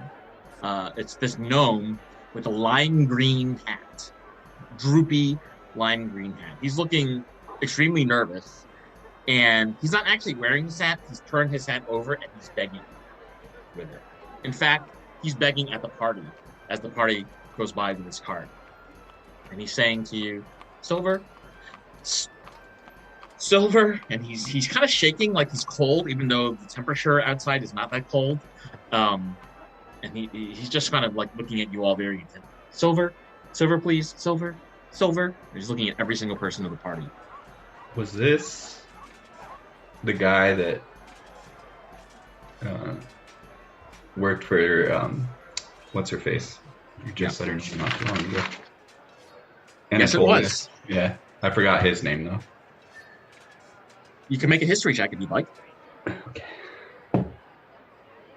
19 altogether. Milo remembers the fond time about 10 days ago when he responded to an ad that was answered by a gnome named Davinon that works for one of the town council members, Antonia Cannelloni. I'll just shout out, "Hey, Davenon, what happened?" This gnome is really struck by the fact that you know his name. He's kind of looking around and looking at the party and looking around again. And he says, do you have a... He's shaking. Do you have a silver? How do you know me? Who are you? And then actually he puts his hat back on and he runs away into the crowd towards Lambtown, towards a pub in Lambtown, it looks like. Would that be towards the Black Arms? That would be towards a pub called Malo Misto, which is known as the sort of piratey pub in town. Well, he looked like he was on the kife or something. He was an upstanding citizen a couple weeks ago. Make an insight check, my lord. Only a 9 for me. I have Siri or Olena, since you're also familiar with Davinon. If you could also both make an insight check. Just a 4 for Elena. Siri. 14. Nice. Siri thinks Davinon is on kife and is embarrassed about it, and that he may have even recognized you, and that would give him reason to run away. Yeah, I'm not going to chase him, but that's kind of a sad story. He was a good guy. Ace will just kind of look at all three, like, who is that? Yeah, he gave us a job a while. It's actually how we all met not too long ago. Geez, only 10 days ago. Wow, that's feels like an age. But yeah, he gave us a job as a line cook, actually, and that didn't pan out too well. And all trickling down of small stone starts the avalanche, and then here we are hunting down the distributors of kife. So, yeah, but he was a good guy. He was a good boss too. He looked out for us. Leonard wants to just say, "Nah." Where did he work? He worked for Lady Anatoly, actually, which is a little alarming. I thought that they were after her or something. I'm not 100% sure that they still aren't. Isn't that who the clock was for? Yeah. And I'll just be like, "Duh, that's why I broke the clock. I wanted to make sure it wasn't a trap or designed to hurt her in any way." So we'll have to go visit her to deliver the new clock. Oh yeah, I forgot that we even had that thing. It does dawn on the party that Antonia's home is in University Village, which means it's very close to where the joke-off is set to take place this evening. Maybe that's our next stop after we drop off this body. Yeah, we gotta get this body out of here. Yeah, I'm really over this stink. I mean, I left. I was used to it on the way here. Left for a second to go into the temple, and now it's there again, and I can't get over it. So we got to get rid of this thing. I mean, it's slower in the city, so it just sits in the cart instead of being blown back by the wind. If you don't mind, I'm just gonna hang back a little bit. I'm gonna walk behind. Oh, it's even worse back here, and I run in front of the cart. Aceling's gonna just cast Gust and just blow the stench, back out of the cart. Oh, maybe don't walk there, Milo. Oh. Aisling, every time you cast Gust, local townspeople who are in the street who are like eating cotton candy are like, they're like kind of like hurling a little bit, like that's your coroner. That's your coroner. Elena's just screaming out, "Make way for the Virlinia Vanguard!" Whatever Russian accent. So the party makes their way all the way to Mariner Town, and it's this huge building which is the Duke's Palace or the Ducal Palace. And there are horses and carts and people wearing the shield of Zadaxi, which is like it's a blue background with a mounted knight in white carrying a sword and a white shield. So that's the like symbol of Zadaxi. So you can tell that there are offices on the ground floor of the palace that are the city town's guard and police, and one of the town's guard steps forward and kind of greets all of you. They nod, and it seems like they are ready to, receive Shamash's body. Excuse me. So the town's guard walks up to you, Aisling, since I guess you're mastering the Bucky the donkey, and they say to you, Shamash met an untimely end in Hazelward. Didn't catch him this time, did he? Nope, didn't catch him this time, but we sure did. Yes, well, we are very thankful that you brought our city coroner back. He has been getting called out to so many cities and villages here in the province lately because of this big problem happening. I don't know if you've heard, but there's this drug that's being produced, God knows where, called kife. It's causing a major pain in the ass, if you ask me. Oh yeah. We actually just took out a distribution center that was connected to the death of this poor fella here, and we're honestly hoping to get some sort of compensation for it, since we're doing some good work here so far. I haven't identified where it's getting produced, and if you have any insight into that, that'd be helpful. But we've been on the case for a while now. It's near to most of our hearts, actually. Mm-hmm. The guard extends their very muscly arm forward to greet himself to the group, and they say, "Hey, well, my name is Cameron, and I work with Sheriff Ankita. And something you should know is that the town council is expected to vote on a proposal to fund the police with money to investigate all the things happening with kife, to investigate some of the even murders and deaths that have been happening. So to sit down with you maybe and have a conversation about what you learned, would be extremely helpful. And maybe if you can convince other folks in the town council to vote yes on this proposal, then we, the police, the town's guard, could actually do something about the production and distribution of this pretty nasty substance. I've never tried it myself, but I've seen some of the results, and it's not pretty. It's not pretty. Oh, yeah. Yeah, that's true, and we actually do have some information we'd like to share, and not sure if you're familiar with the Ween family. They're toy manufacturers out in Hazelward, but the father and mother, the matriarch and patriarch of that whole family, are in town for the joke off, and we have a reason to believe they're actually connected to this whole thing. So maybe you could alert the guard, round them up, and if you find them, let us know, because we'd like to ask them a couple of questions. Cameron nods his head at you and says, I'm familiar with the name, but I'm not so familiar with what they look like or what their intentions are in town. Would you say that they would respond better to an in-your-face confrontation, or should we be a little more hiding in the shadows, shall we say, in our investigation?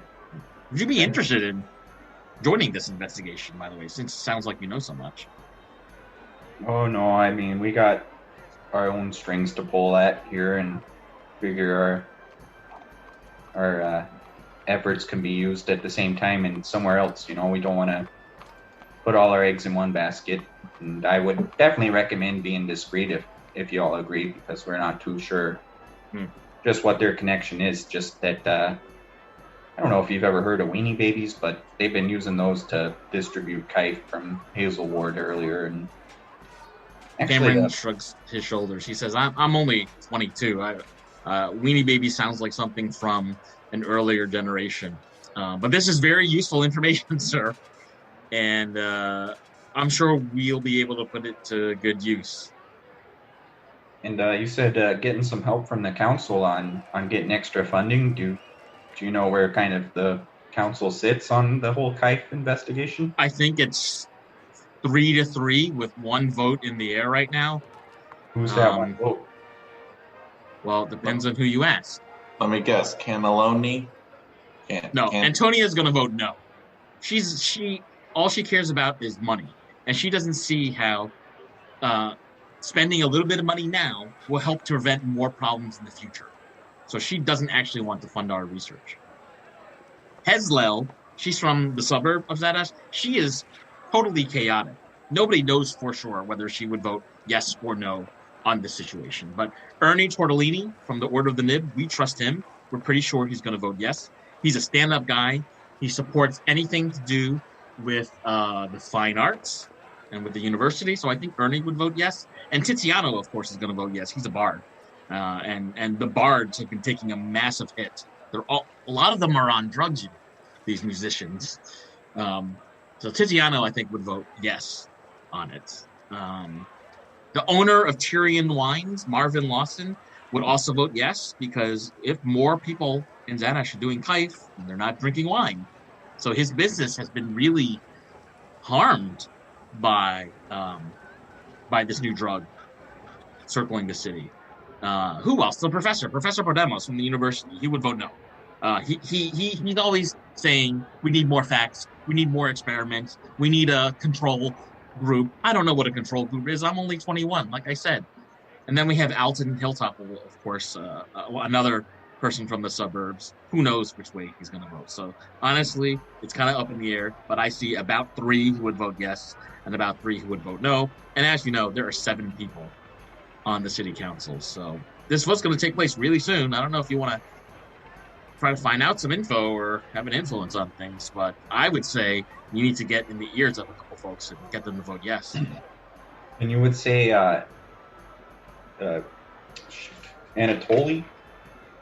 Antonia Cataloni, she was a yes. She would vote no. I think she cares much more about money, and she doesn't see how a short-term investment now will help pay off in the long run.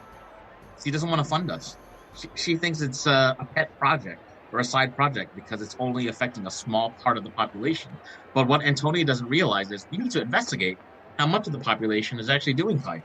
A lot of people are doing it hush-hush, in the shadows, underground, in the pubs, in the back rooms. You know what I'm saying? Well, what do I know? I'm only 21. Well, from what we've heard in Hazelward, the Ween family was planning on not necessarily bribing Cataloni, but they're of the opinion that she's going to be decisive in the vote in saying that we should be getting that funding to kind of track this stuff down. When is this vote? It's happening today? No, the vote is happening sometime next week. Okay, so we got a little bit of time at least. Yeah. The city council meets at the Mighty Quill under the aegis of the Order of the Nib. And just curious, do you know what the professor teaches? Something with wizardry, sorcery. So he's some sort of magician? Yeah. All right. Nothing like alchemical, you would say, or? Quite possibly, but I look at me, I'm a towns guard. I never went to university. I never learned from books or from prayer. Hey, you learned from life. Yeah, that's right. I learned from life.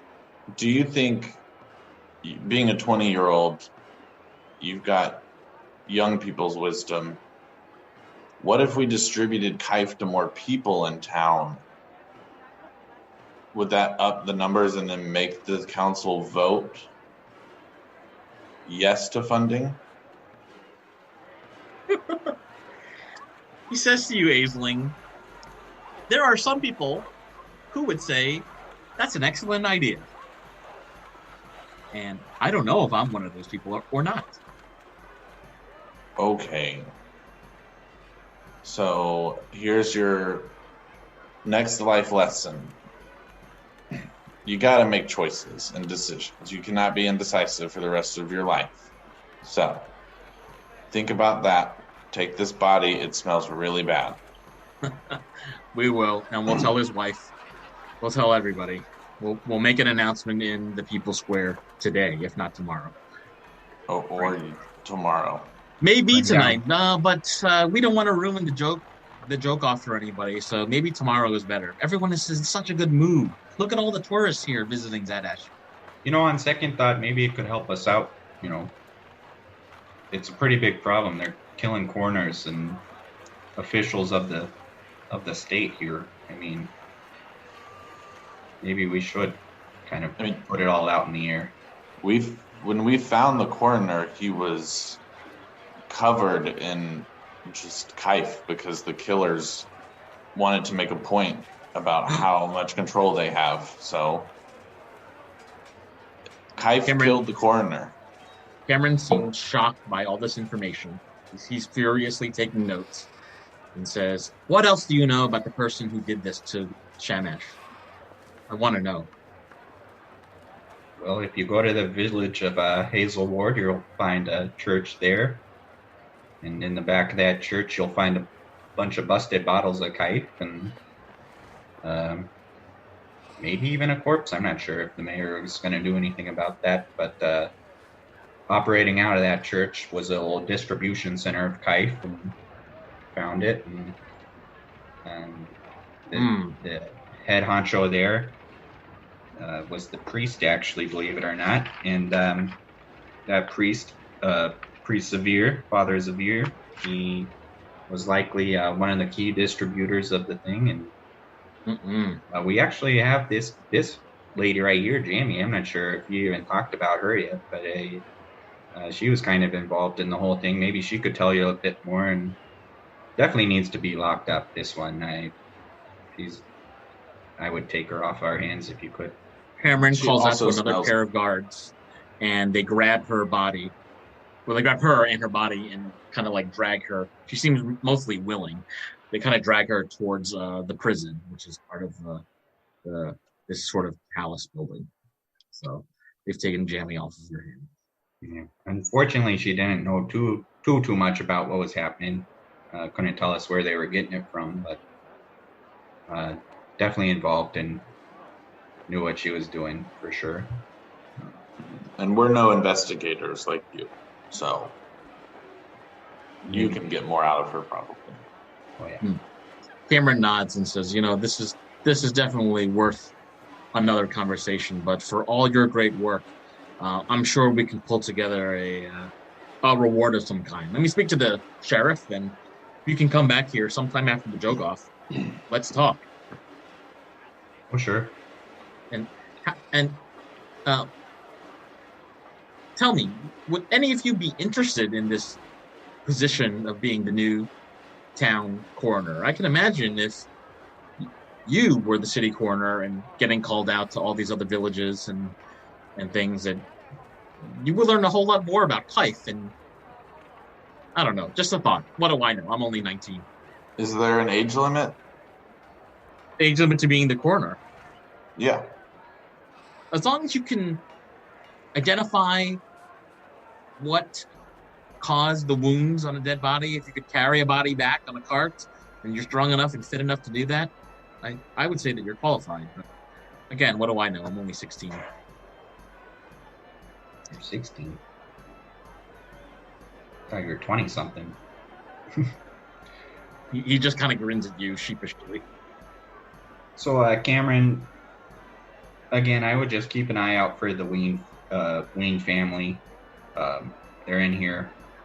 Definitely want to bring that to the sheriff's attention. I'm sorry if you mentioned this, but why aren't we talking directly with the sheriff? I would like to talk to the person in charge of all this. She's doing all this last-minute training. Do you see all the people walking around right now? We have cops up everywhere in town. Everywhere, even in the suburbs. There are so many people from out of town partying, reveling in the streets. There are some people even throwing up their alcohol because they can't handle it. Could you imagine? Must be good for the economy, I suppose. And Yes. if you But could, Sheriff Ankita has her hands full training all the out of town staff that we had to hire for this weekend's events. You understand. You've been to big events in cities before. sure. Say if you do find the Weens, do send word to us if you can. We'd like to ask them a few questions. And I'm not sure, team, if you have anything else to say here, but I'm just glad to be rid of the body for sure. Cameron nods at you and says, Shanish's family will be very happy to know that at least we have discovered where he was all this time. But secondly, the whole city of Zadash thanks you for your work. Again, this is really good information to help persuade the council to invest more into solving this kife problem. We owe you and your whole party a lot of good for taking care of what it sounds like was a possible distribution center of this thing that's been ravaging central Virlinia. What's your party's name again? I didn't write that down. Yeah, we're the Virlinian Vanguard. The Virlinian Vanguard. Okay, I will be sure to let the sheriff know about this. We have a lot to thank you for. Where are you all staying? Are you from here? Do you need a place to stay? A lot of these places are all booked up already, you know. Yeah, I guess we haven't really thought that far ahead. We were just trying to clear out the body from the back of the cart. Yeah, I suppose if you have a place for us to stay, we're all ears. I don't personally, you know, I'm only 15. I can't own my own property. But maybe the Black Arms. The Black Arms is a little more for higher class adventurers like you are. I don't know if you've been there before, but they have rooms for rent upstairs. And he kind of winks at you like it's a dirty secret, whatever is upstairs. Sure. Yeah, we've been there. We're familiar. Cameron? Is it Cameron? Crystal? Cameron, Carter? Cammy. I respond to all of the above. I mean, Cammy's a little young sounding for such a, you know, an established gentleman like yourself, you know, 45 years old as you are. Sounds right. Could you perhaps just write us a note that says the Virlinian Vanguard get a room in this inn per the police? And then we can make sure we're staying in a place that contributes to your investigation and contributes to you getting your funding. His eyes like grow very wondrous. They have the kind of glow to them almost when you say this. He says to you, you mean I can use my police privilege to commandeer some hotel rooms for you all who's helping us with this investigation? I love this idea. Absolutely. I love being able to use my power for good. It's in the manual, I think. Yes, it's in the police privilege guidebook, I think. I think I can write such a note. I will need to get the stamp from the sheriff, but I can put the note together and get this note to you sometime this afternoon. Where can I find you all? Or can I just meet you in the town square, in People Square? You will find us with your great investigation skills. People Square it is. Say, Cameron, one last question. What do you know of the Coil of Mayhem? Bad news. Bad news. I even think the Coil of Mayhem has something to do with the kife, if you ask me. And do you know whereabouts they hang out in the city? Your guess is as good as mine. They seem to be able to disappear in under a second. I don't know how they do it. Magic, maybe? Stealth? They are some wonderful illusionists. Okay. And you don't have any kind of pecking order for the Coil of Mayhem, like who's in charge or anything like that? I don't personally, but I would be betting that someone in the Order of the Nib would know. If you have an inn with the Guildmaster Ernie Tortellini, he might be able to tell you some information about the Coil.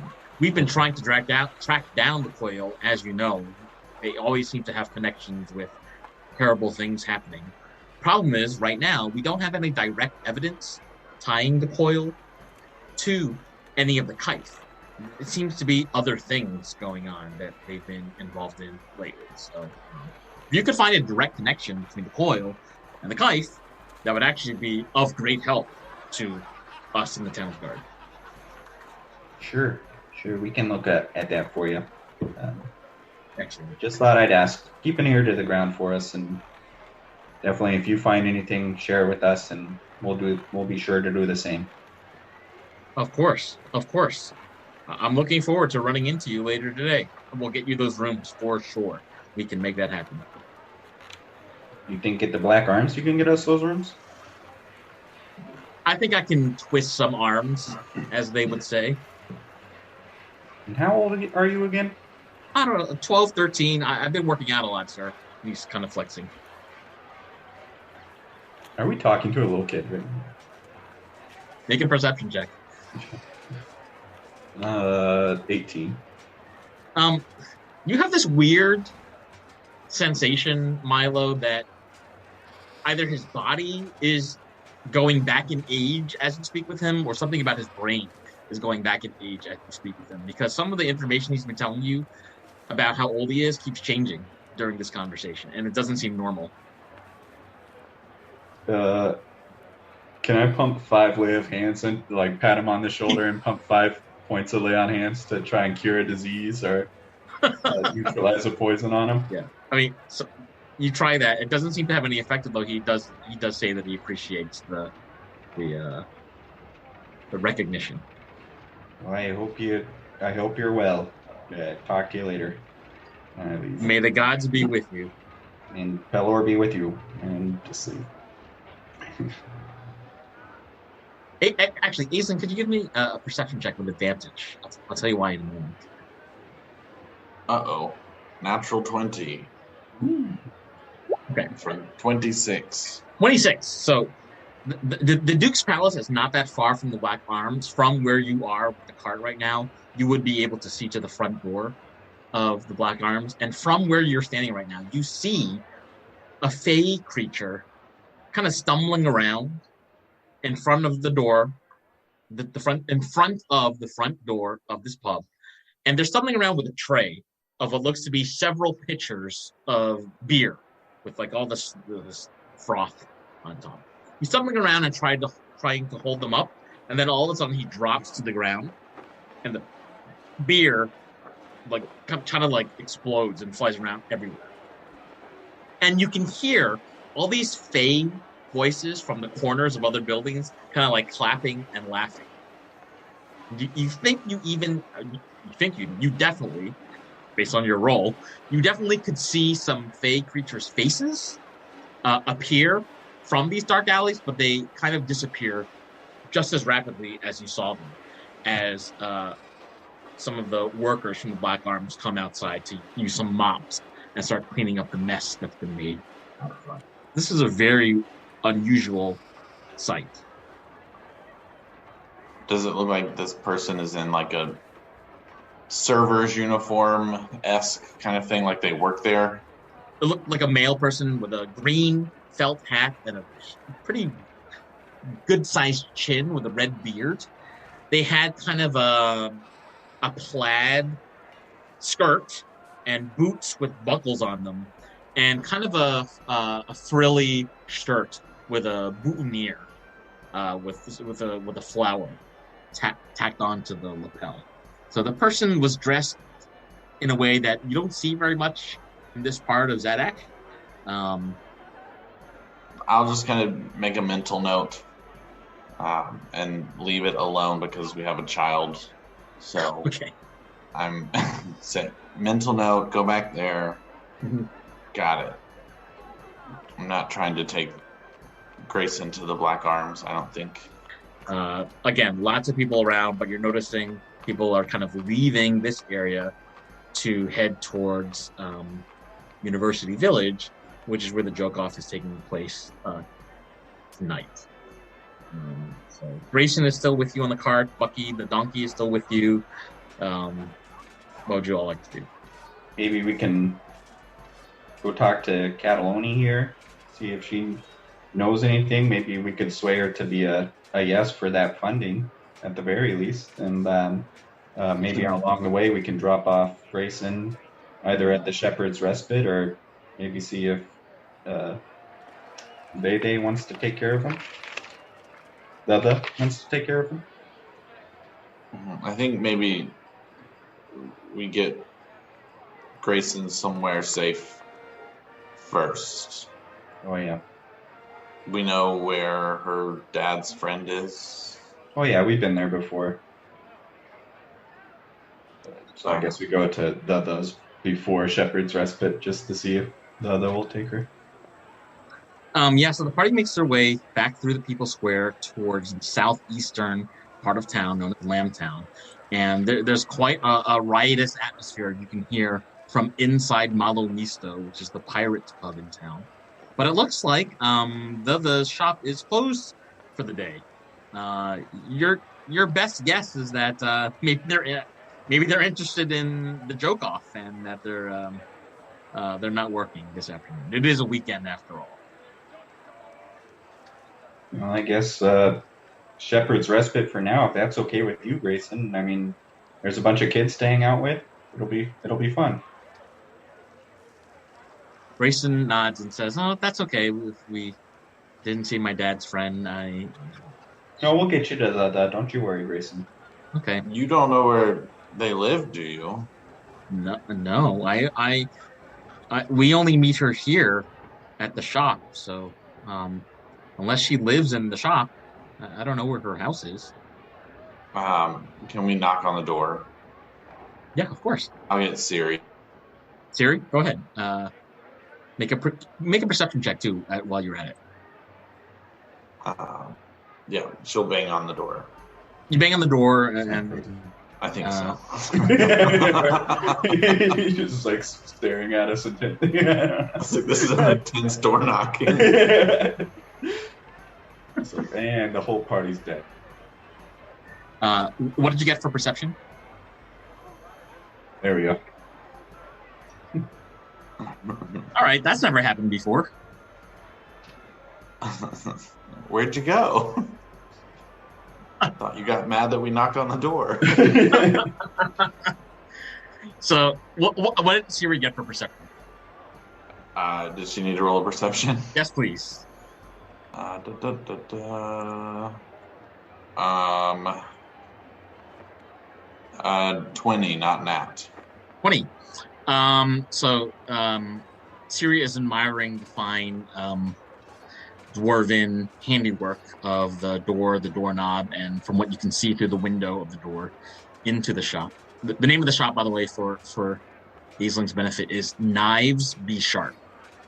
You get the distinct impression that someone was there this morning, Siri, but that no one is in there now.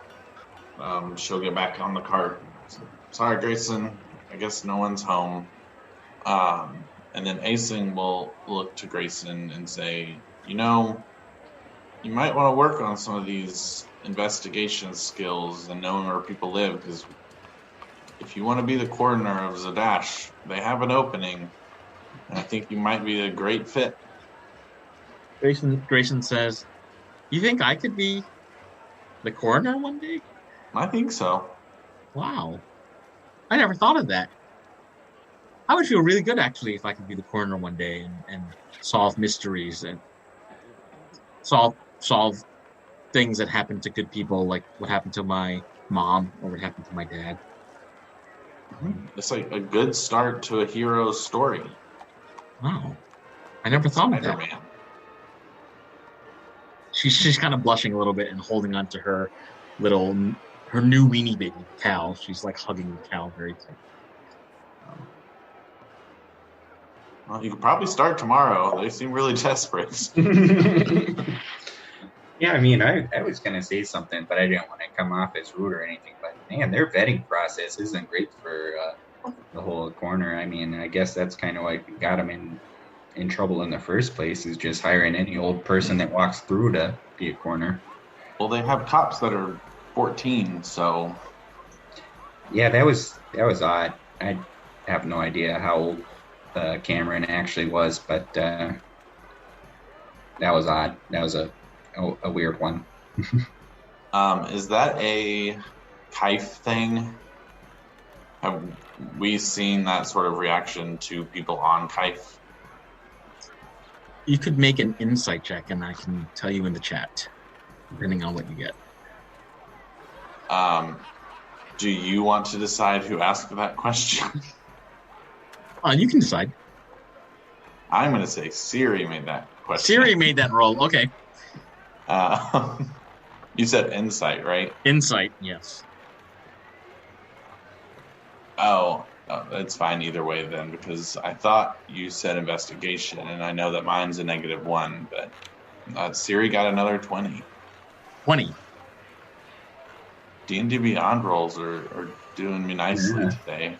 I know, maybe I should start rolling through those, because I've rolled like 2 or 3 5s at this point. Great. Mm-hmm. So yeah, she'll not say anything because, yeah. I guess as we travel to the Shepherd's Respite, is that what you said? Mm-hmm. Aisling will ask the group about the Black Arms. What do you all know about the Black Arms? Well, that's a great question. Let me go back through my notes. I can't remember which bar is it. Siri's friend's bar is called the Little Head. The Little Head, okay. And the Black Arms was... That's Olena's hangout. Olena's. I got kicked out of that bar. I have a great relationship with the bouncers there, you could say, I suppose. It's a nice enough place. I mean, as long as you don't go causing a fuss, they won't kick you out, at least. But definitely some fishy people around, I would say. Did you cause a fuss?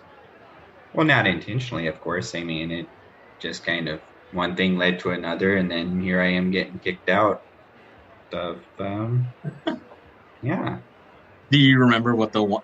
This is semi-out of game. Do you remember what the one thing was that led to another? No, I don't remember at all. This was, they tried to take the hat that makes soup away from you. Yeah, we had these hats that made soup if you said minestrone into them, and someone took it off me, and I almost got into a bar fight there, and then they kicked me out. Wasn't fair. Then mine was like, minestrone. Yeah. Tried to get him to scald his head because he was wearing the hat. Well, yes, one of my friends lives there. I know her name because I am her friend, and I'm Olena. Person who knows nothing about the history of the campaign and the one who can't read their own notes are the two that can make it to the recorded episode of... Right, yeah. Dear Carlin and Emily, please help us. Why don't you make an insight? I'm sorry, just a flat history check for Olena, and I'll give you some more details. Olena would need to make one. Yeah, because Olena is struggling with her memory. It's been a really rough day. She rolled well. She got a 22. So Olena would be able to tell you a few things. One, that she has a friend who works there named Beth. Oh yeah, that's right. We saved her life.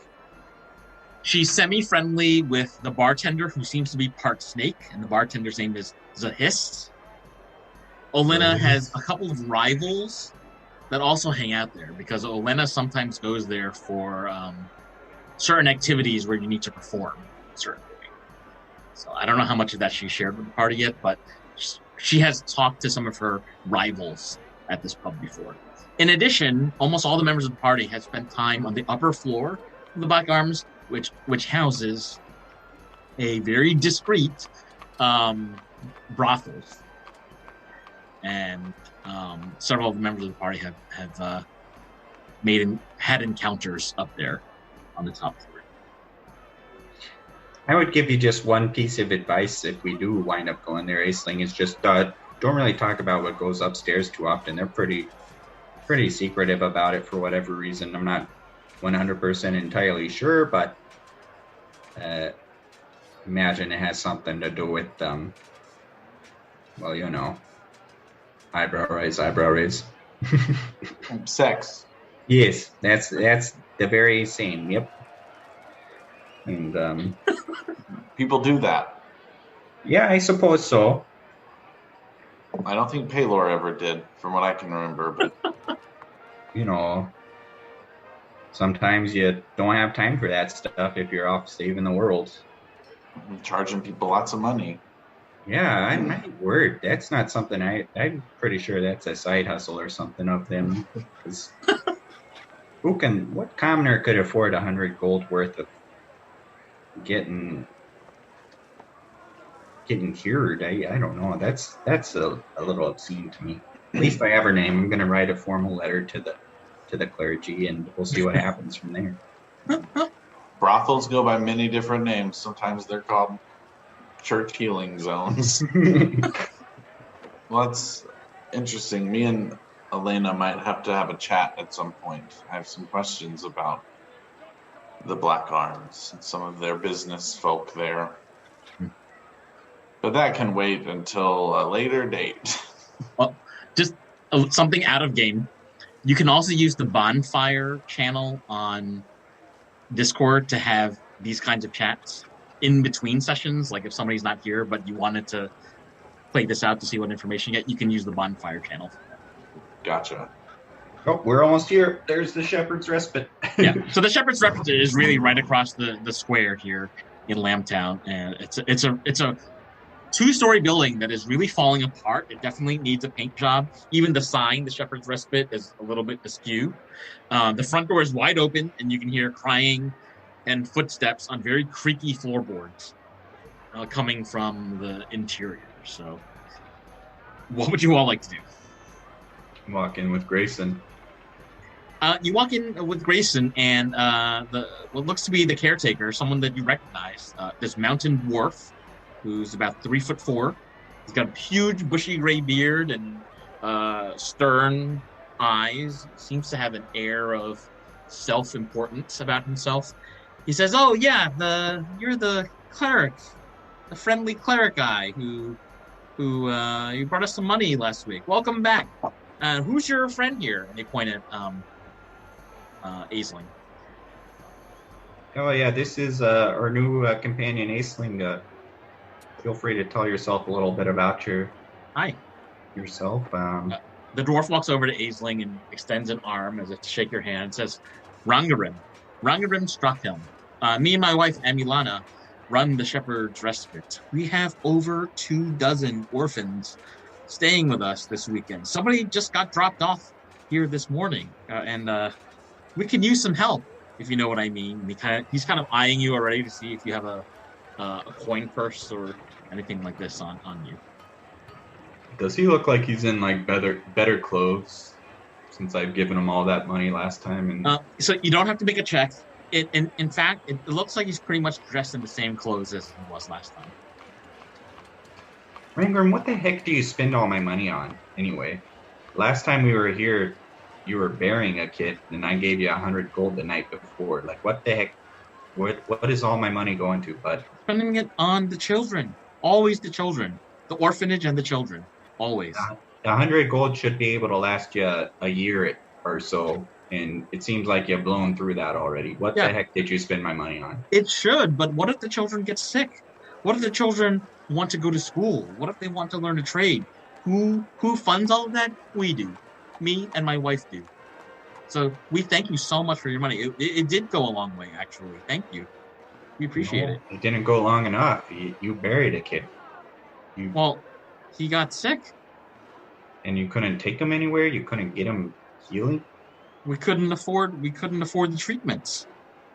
You couldn't afford it at the Temple of Paylor, could you? If you ask me, I think they overcharge. Yeah, I would be inclined to agree. This, I'm not from Zadaxi, but yeah. Let's talk more about that. Let's talk more about how everything is so expensive in the city of Zadaxi, and not so much how I'm so bad with money. Well, I think you need a couple more hands. That's for sure.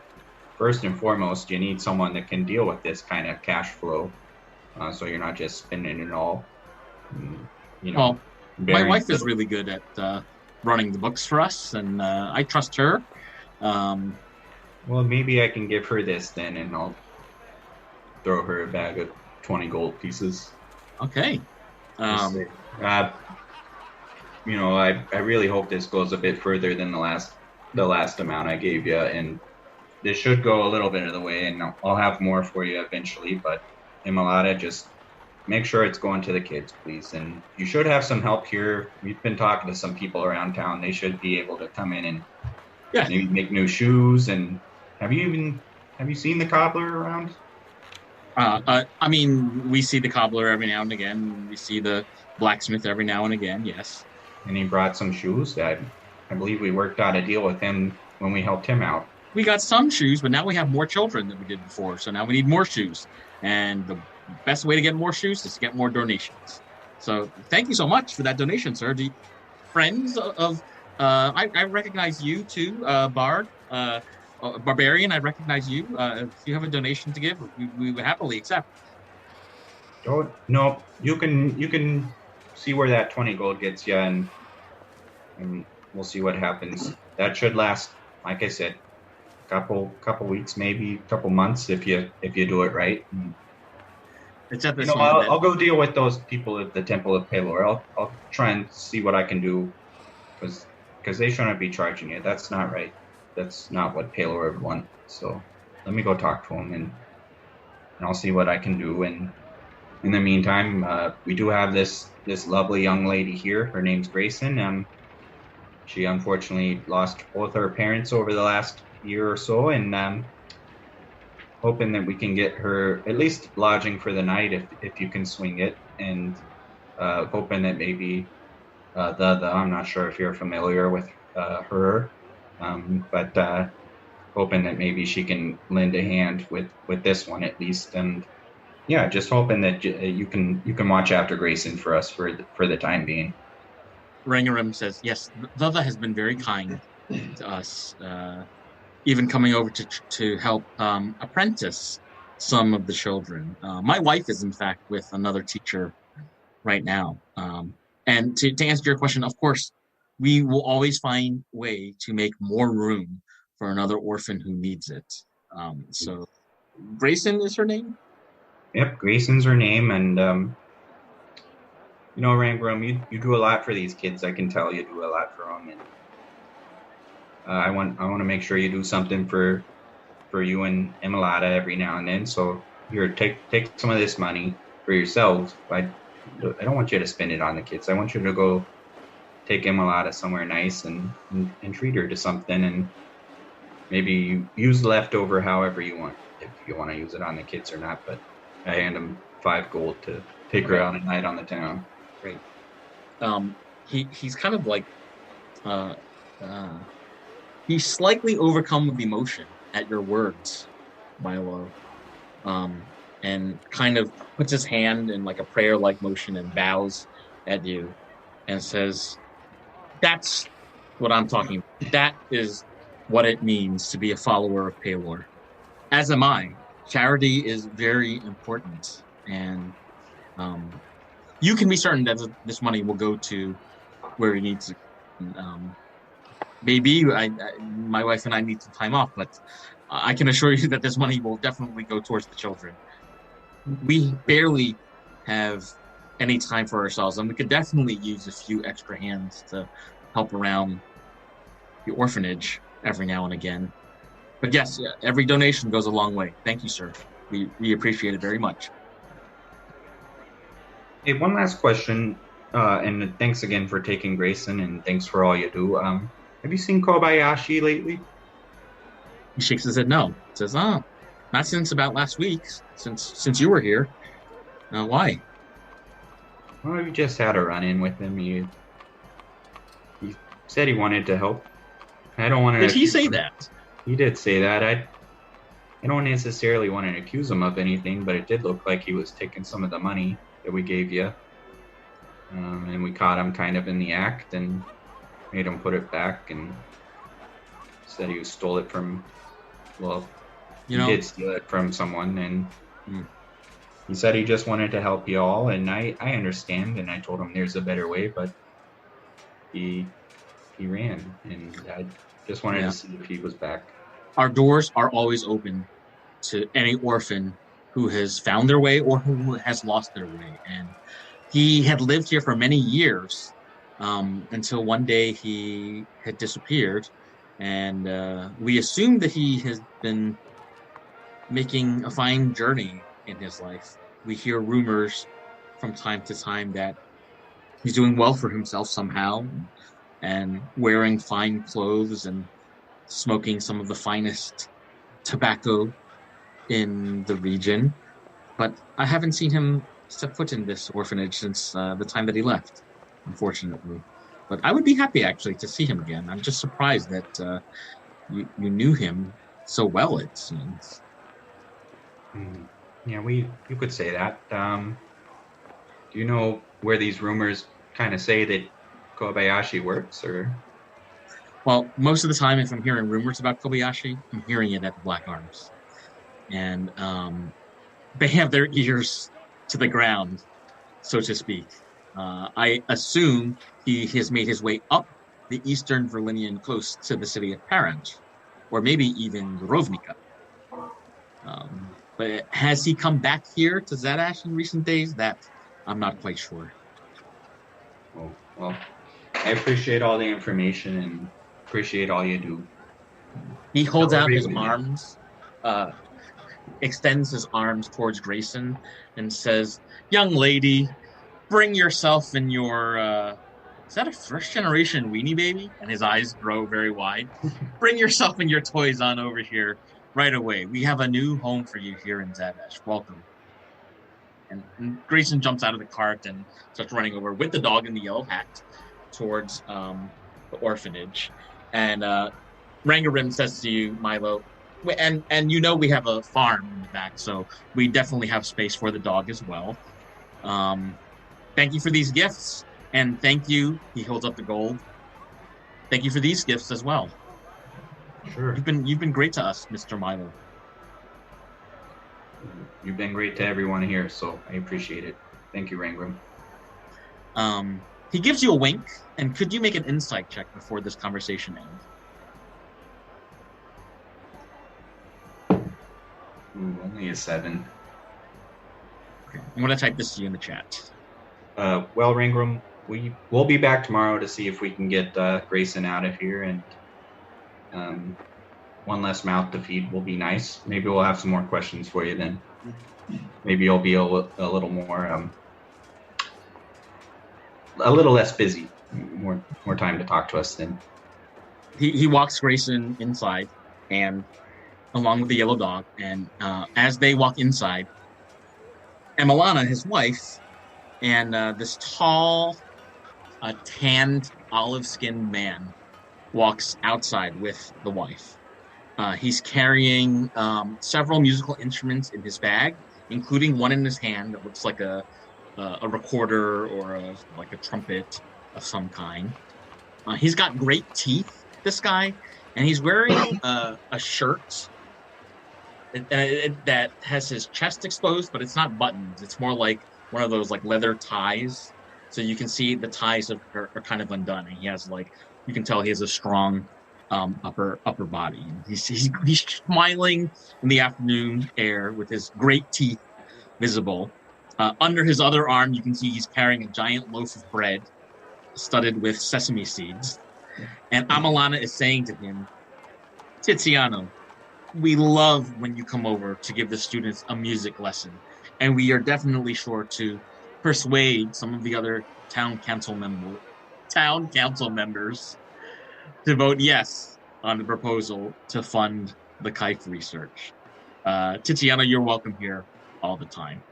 And he kind of bows at Amalana and gives them a wave and shouts at them, ciao, ciao, ciao, ciao. And he turns around and sees the whole party. He kind of stumbles, not realizing there was a whole group of people and a cart and a donkey right outside.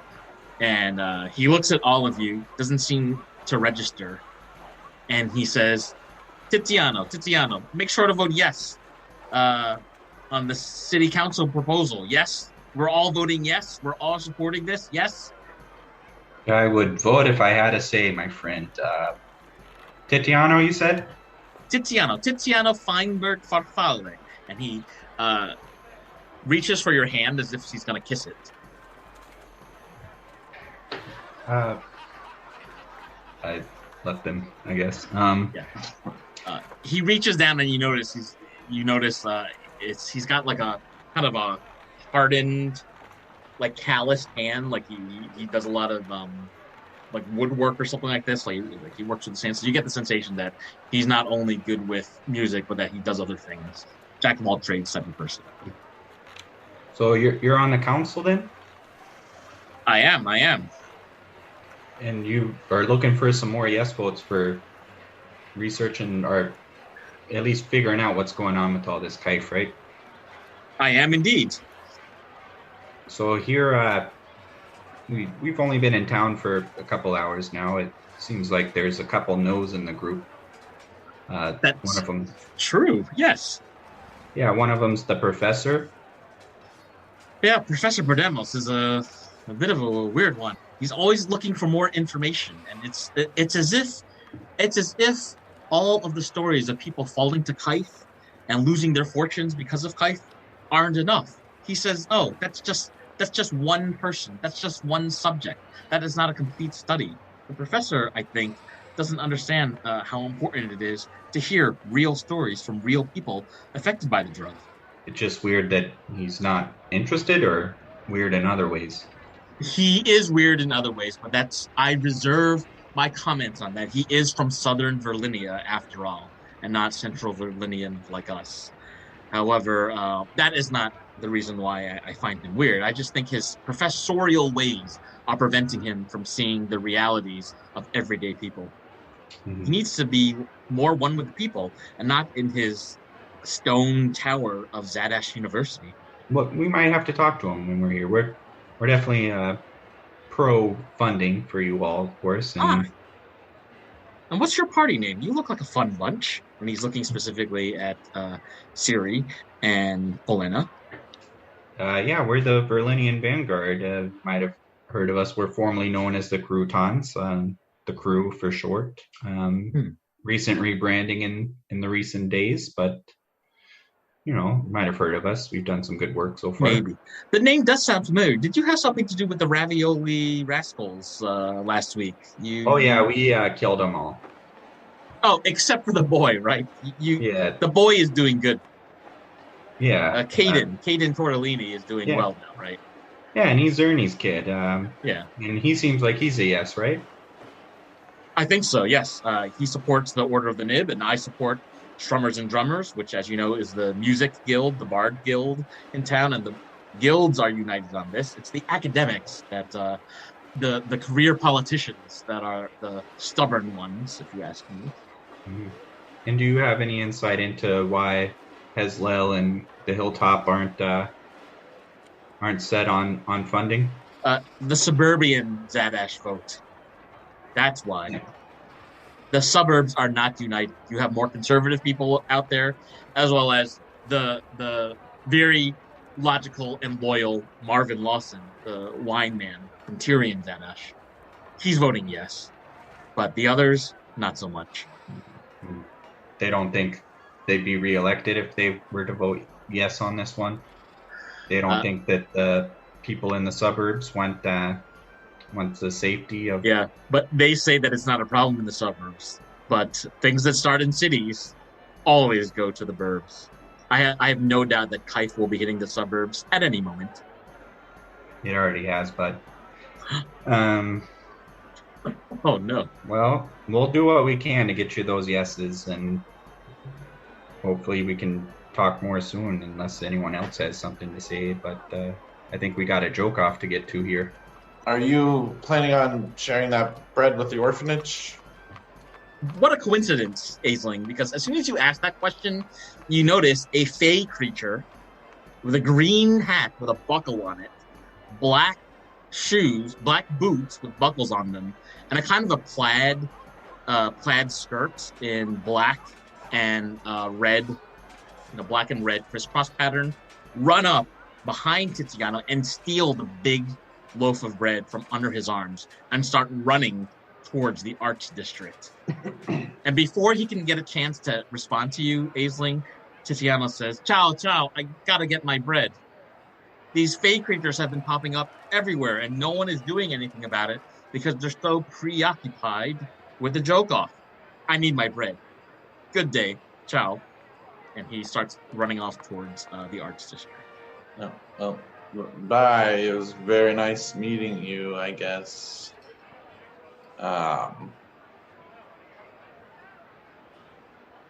Yeah. That's fun. I'm gonna let that go still. Aisling is gluten-free, so bread's no big deal. Would I think this is tied to the joke off, or Make an investigation check. 4? I'm gonna type this to you in the chat. Is it gonna say no? You don't understand anything because your intelligence is -1 and you're not smart. Not exactly. It's gonna say Grayson would make a better corner than even you would, and you're an adult. The Black Arms is not in the Arts District, right? The Black Arms is in Mariner Town, which is where the Duke's Palace and police station are. Right. Okay. So now I've seen them in 2 places. Yes, and I guess whatever creature you just saw is running towards the Arts District, which would be a 3rd location. Yeah. Because we're in. You're in Lambtown right now, which is where the Lambtown. Shepherd's Rest is. Yeah. That makes sense. Lambs and shepherds. Milo, is that a normal occurrence that people steal bread? I suppose in any city someone can steal bread, but I don't know. I'd say we have a lot of things going on right now. I think we need to pick one.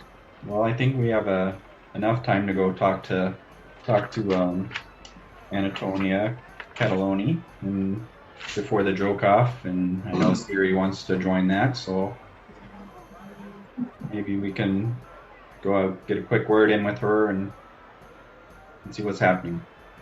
Milo, as you say this, a very short creature dressed almost identically to the same one that you just saw steal bread from Tiziano runs into you from behind, and they've taken something from your bag, and they're also running towards the Arts District, towards the other fey creature who had stolen the bread from Tiziano.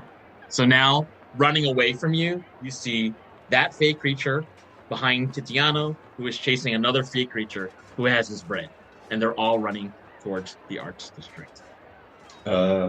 Before he gets 10 feet away, I believe, I'm gonna cast Nature's Wrath on him, and a bunch of mines are gonna spring up, and he has to beat a strength or dexterity of 13. 11. Okay, so he's caught up in some vines, and I walk up to him and see what he took from me. So he's like wriggling in the vine, saying, "Curse you, curse you, curse you, curse you, curse you." He has actually stolen your +1 weapon from Sword? Wow. yeah. This is making you a little bit worried that if a single Fae could do something like that, what are the other Fae in town doing? And why are they appearing on the day of the joke off? So I grab my sword back, and are there like guards around or something? There's supposed to be a larger police presence. There are guards kind of around the square, but they're mostly minding the Malomisto, the pub. So they see this happening, but they also see that you've been able to take care of it. So no one is rushing forward to your aid. I just want to be like, do you guys want to take him into custody or something? I mean, he's a thief. They're shaking their head. We got better things to do. All right, then I'm just gonna kill this guy? I don't know. Aisling will, now that they're kind of trapped,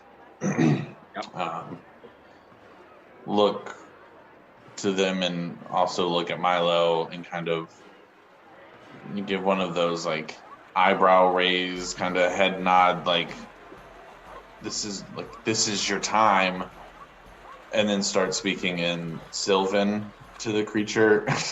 This is your chance to use your skills. You're not getting it. Cool. Like, what are you doing here? Why are you stealing?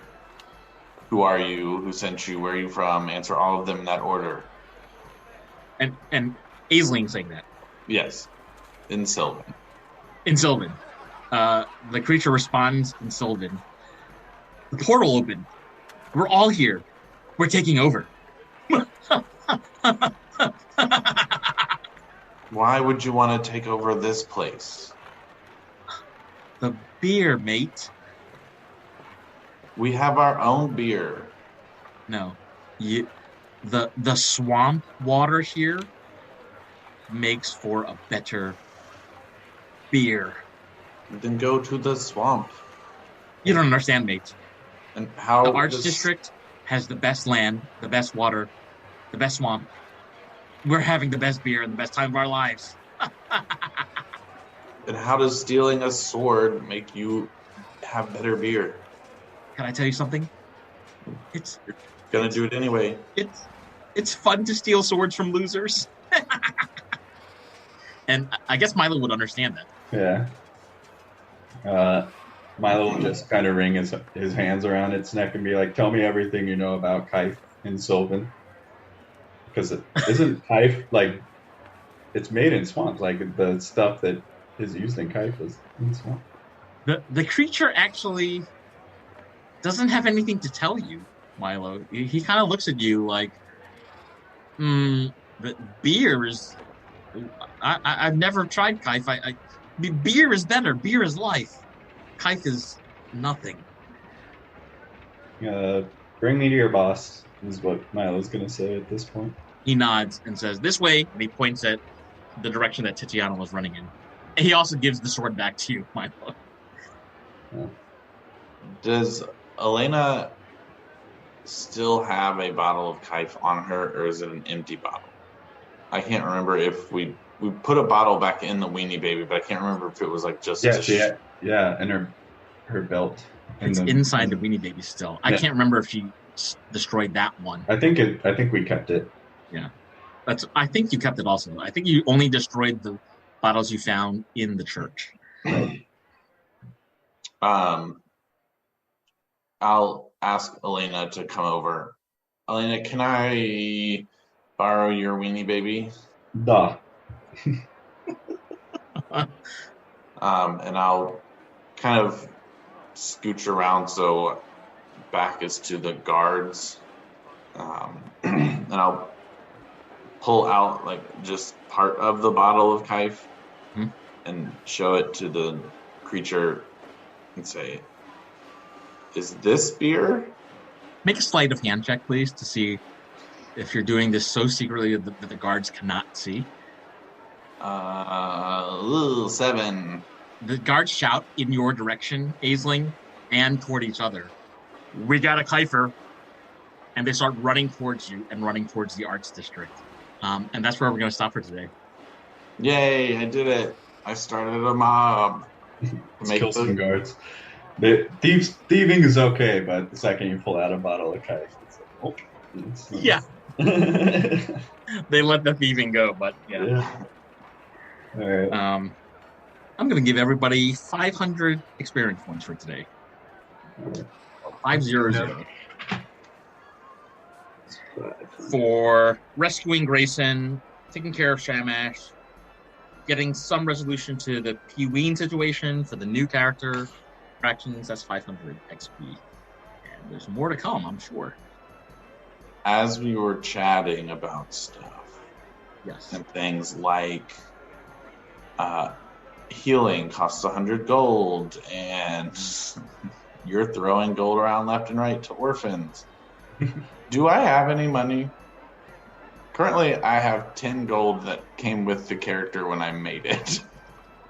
Olena did pass out some gold that you found in the church. It's like, I don't remember, 14 and a half or something like that. So you might need to check with Emily to see how much that was. But there was gold. And the party found a number of things that they haven't sold yet. So, I mean, did I come in with just the 10? Yeah. Okay. I'm just But making sure. there is more from things that you found yesterday that you could sell, and we could take care of that on Discord. I mean, I also looked at what Siri has for money, and I was like, I don't need to worry about it because I can get the rest of the party to pay for all of my things. Yeah, Yeah, we got Yeah. a bunch of money. they got a bunch of money from earlier. Mhm. Yeah. I think in Ravnica we got a bunch of money. We'll split up what we found in the church once we sell it all, but Yeah. sounds like you guys are gonna have to deal with some fey creatures next week. So Milo will kill this guy that he was questioning, by the way. Be like, all right, cool. Good deal. Good All right. session. Yes, good session. Thank you, everybody. Hope you had Yep. fun as Talk to always. y'all later. And we'll see you next time. See ya.